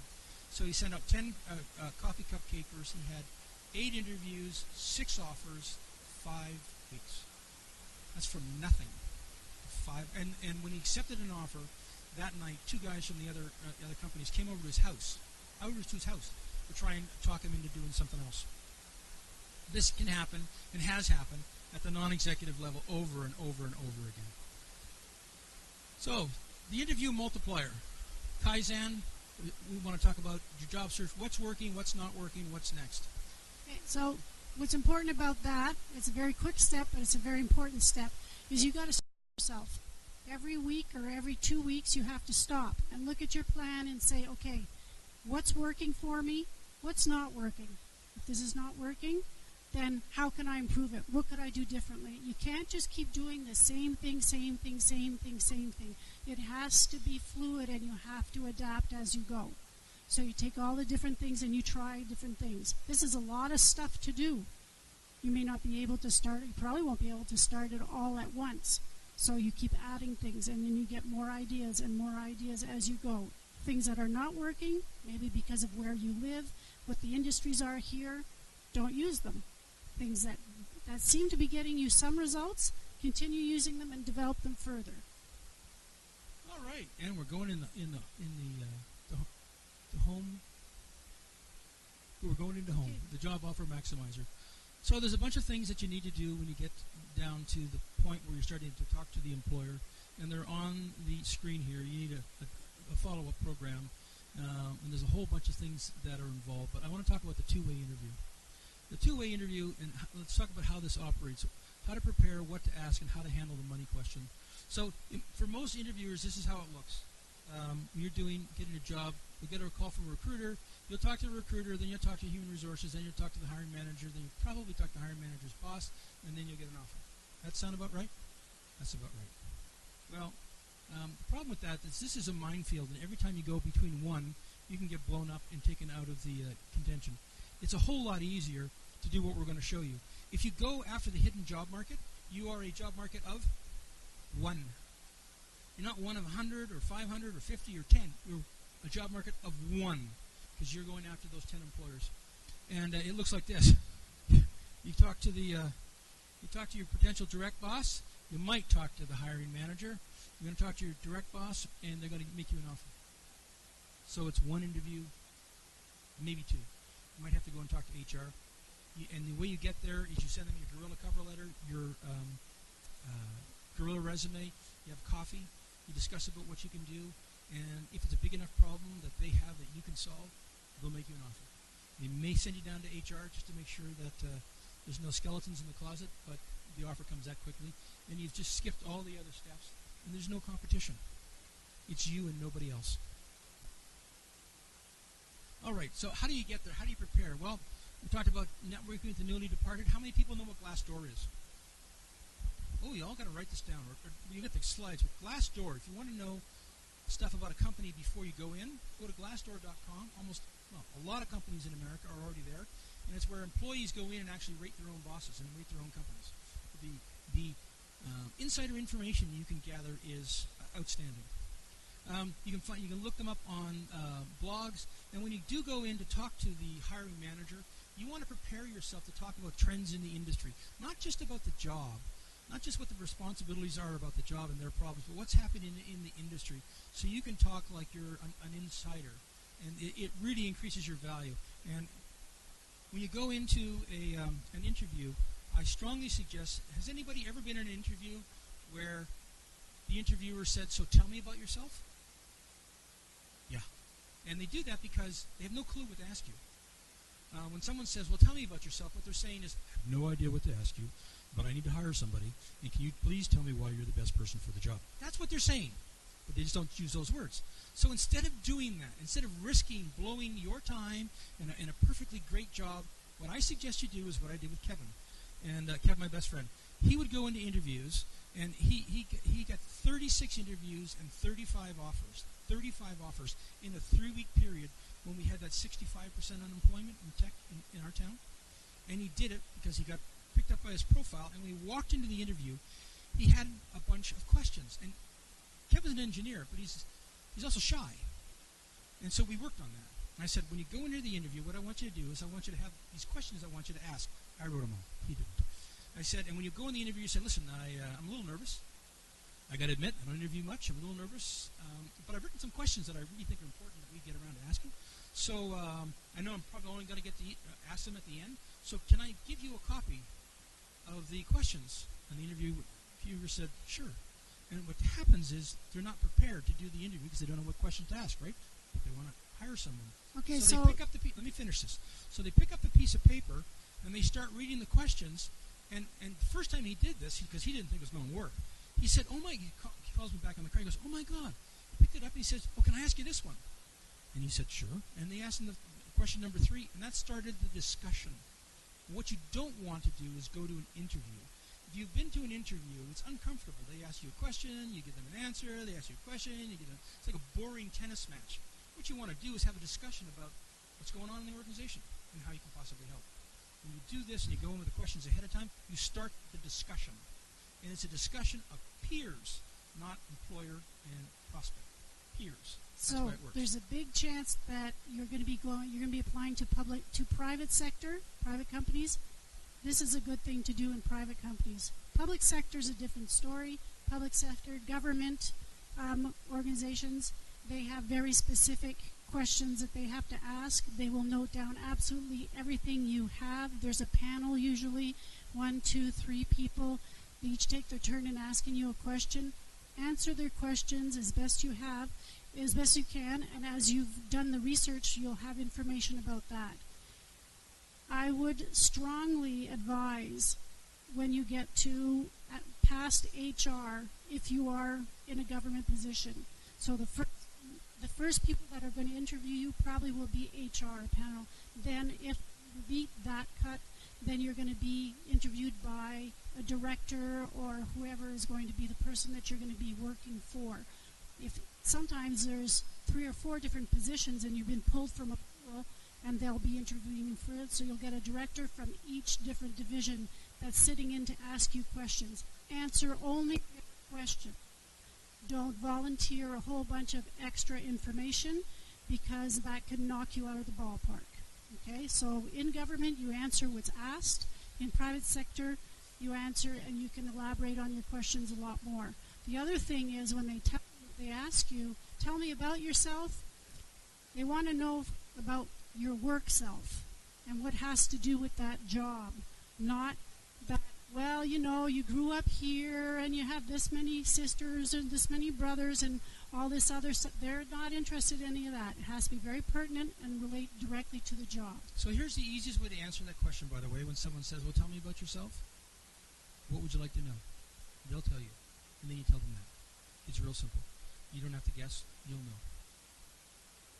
And the money question. There's only one way to answer the money question. Everybody gets nervous about this. I don't get nervous about this because I negotiate this stuff all the time, even for myself. Someone's going to say, you know, and Anita and I are going to argue about this, but there's a reason for it. In the private sector, here, how's that? In the private sector, when they ask you, how much money do you want? What's the answer? Don't read the screen. That's cheating. Okay. The answer is you avoid answering the question because you know the first person that throws out a number loses, right? Because if you say I want $40,000 and they're going, I'd probably get them 48. You're only going to get 40. They're not going to give you the other 8. Okay? So you say when they first get answered that question, that is the answer on the screen. You give verbatim. Memorize. It's the only thing I'll ask you to memorize. And I'll get copies of this. You memorize this. Because what it does is it shows that you're really interested in the organization and in the opportunity, and money isn't relevant. And what you've just done to that poor hiring manager, that poor HR person, is you've just shut them down. They're in a massive panic now because in the back of their mind going, oh my God, he has other options. Now what am I going to do? I've played this thing thousands of times. And the first time I ever understood this work, it was a friend of mine. I said, tell them, just take a pause and say, yeah, that's okay. That'd be okay. And this guy did this on the phone. They called back 9 times in 2 days, and his salary kept going up until he finally said, no, listen, that's good. It's good. And he went from $24,000 to $43,000 in 2 days, never having met the employer after the first interview. So that was 15 years, actually 20 years ago. This is what came out of it. That's the answer to give. Now Anita will no, I'm not going to contradict. give you another. So when you are you're applying for a job, or you look at the job. Of course, they're not going to offer you, they're not going to ask you how much you want right away. You have time to do a little bit of research. Again, go on the internet and look up that position and look average salary for, and put the year that you're looking at. It'll give you many different sites, and it'll give you an idea of how much somebody doing that job usually gets.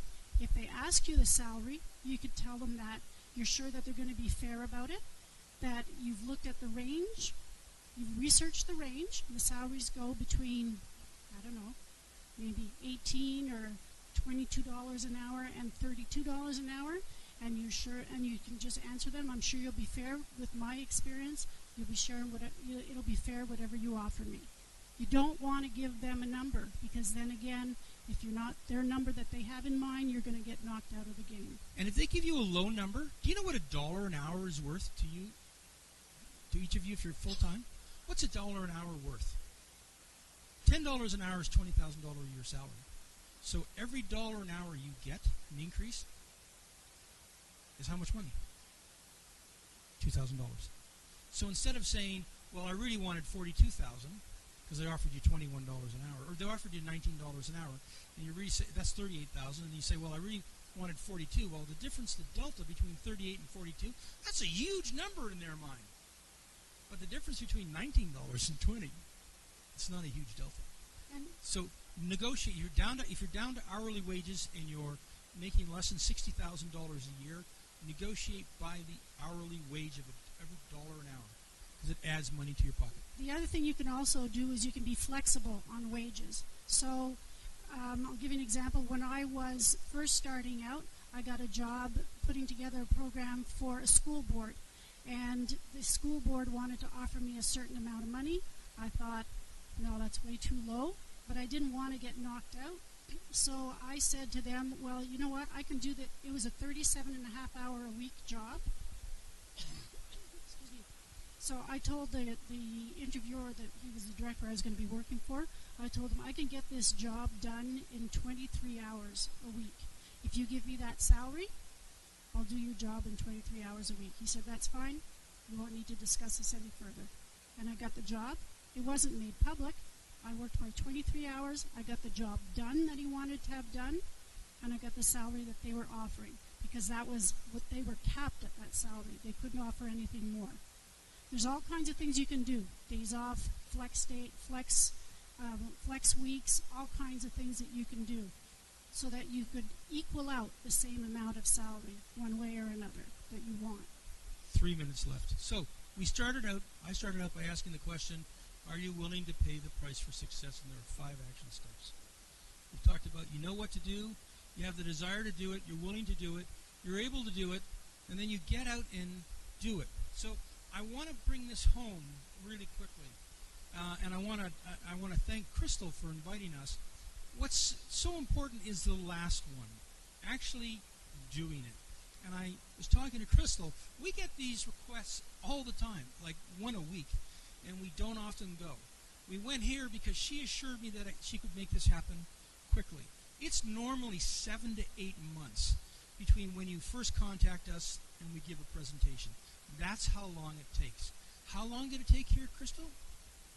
About 3 weeks. So that's the difference between someone who's got an objective and is doing everything they have to drive it home.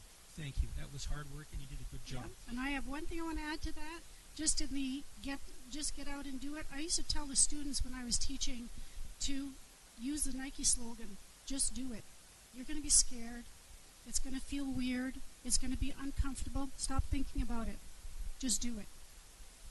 Stop thinking. Just do it. So, 2 more slides, and we'll talk about stuff that we do. There are structured programs available to help you actually do it.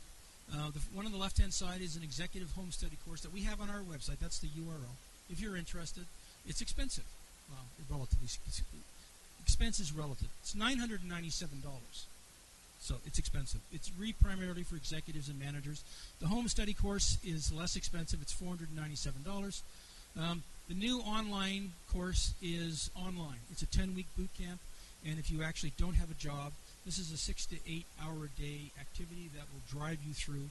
We have a 94.6% success rate with the boot camp that we've been doing, not the online one, but the one that the online's patterned after. And if you go through a boot camp, it's $4,999. You don't need to do that. So, it just as fast. And just so you get perspective on this, what we talked to you about today was just the tip of that iceberg of what you can do for job search, okay? So we only gave you a little tiny bit with the time allowed. There's so much more you can do. And you have all these different options. The last one is the same title you have on your flyer, the Absolute Job Search Guide. You can either get that on, like you can do a download with that, or you can purchase it, same website, that's $30, and it'll bring you through all the different steps that you would need to go through. The thing with the online course, that you get the subscription to that, you pay the subscription, and then you're subscribed forever. So you can keep using it. It's $50 to try it if you want to try it. And lastly, we're not going to leave you without giving you something back, and that is a Guerrilla Job Search audio. It's free. It's free. Go on the website, download the audio. It's 45 minutes of absolute pandemonium craziness. It'll reinforce some of the stuff we talked about today, but every single one of these activities we talked about here, that are in the books, that are in the course, and that are on the CD, these aren't theory. These absolutely work. And Kevin was my lab. Thank God he was so patient. We have run these boot camps and done these exercises all over North America now for 9 years, and all this stuff works. So we want to invite you to go on that website, www.gm4jh.com, so that there's a whole ton of resources on there. Oh, yeah. Free resources. We're not showing you this stuff because we need to sell things that you're not, like, we just want to offer you what we can to give you a hand with this a little bit further. So go on that and see what you can pick up, and we wish you luck with all of that. There's 1,800 blog posts on the website. So that's it. Thank you very much. It's Q&A time. Yes. So do people have questions?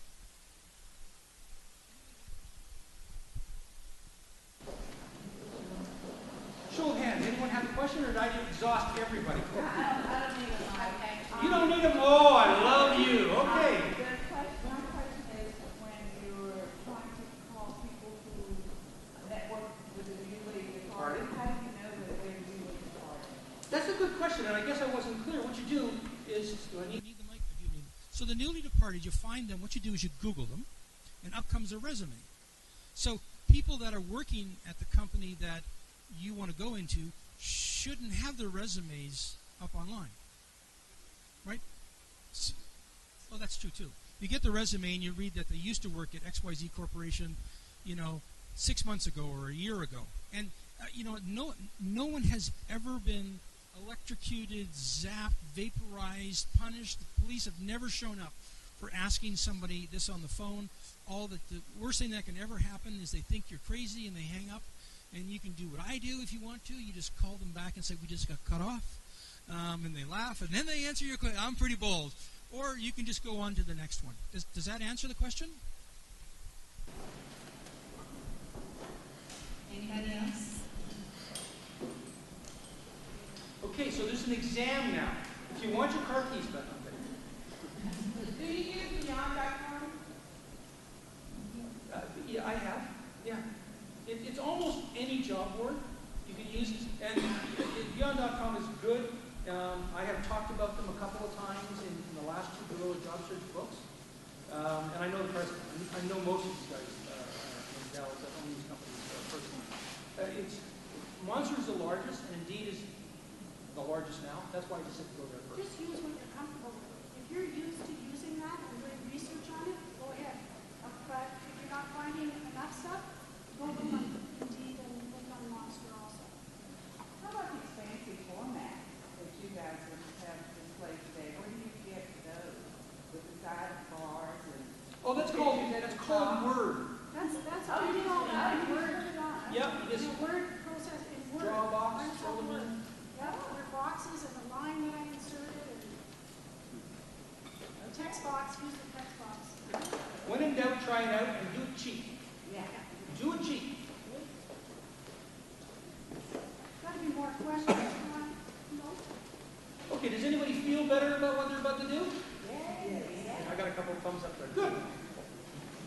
All right, well, does anybody have any other questions? You can come up and see us before you leave.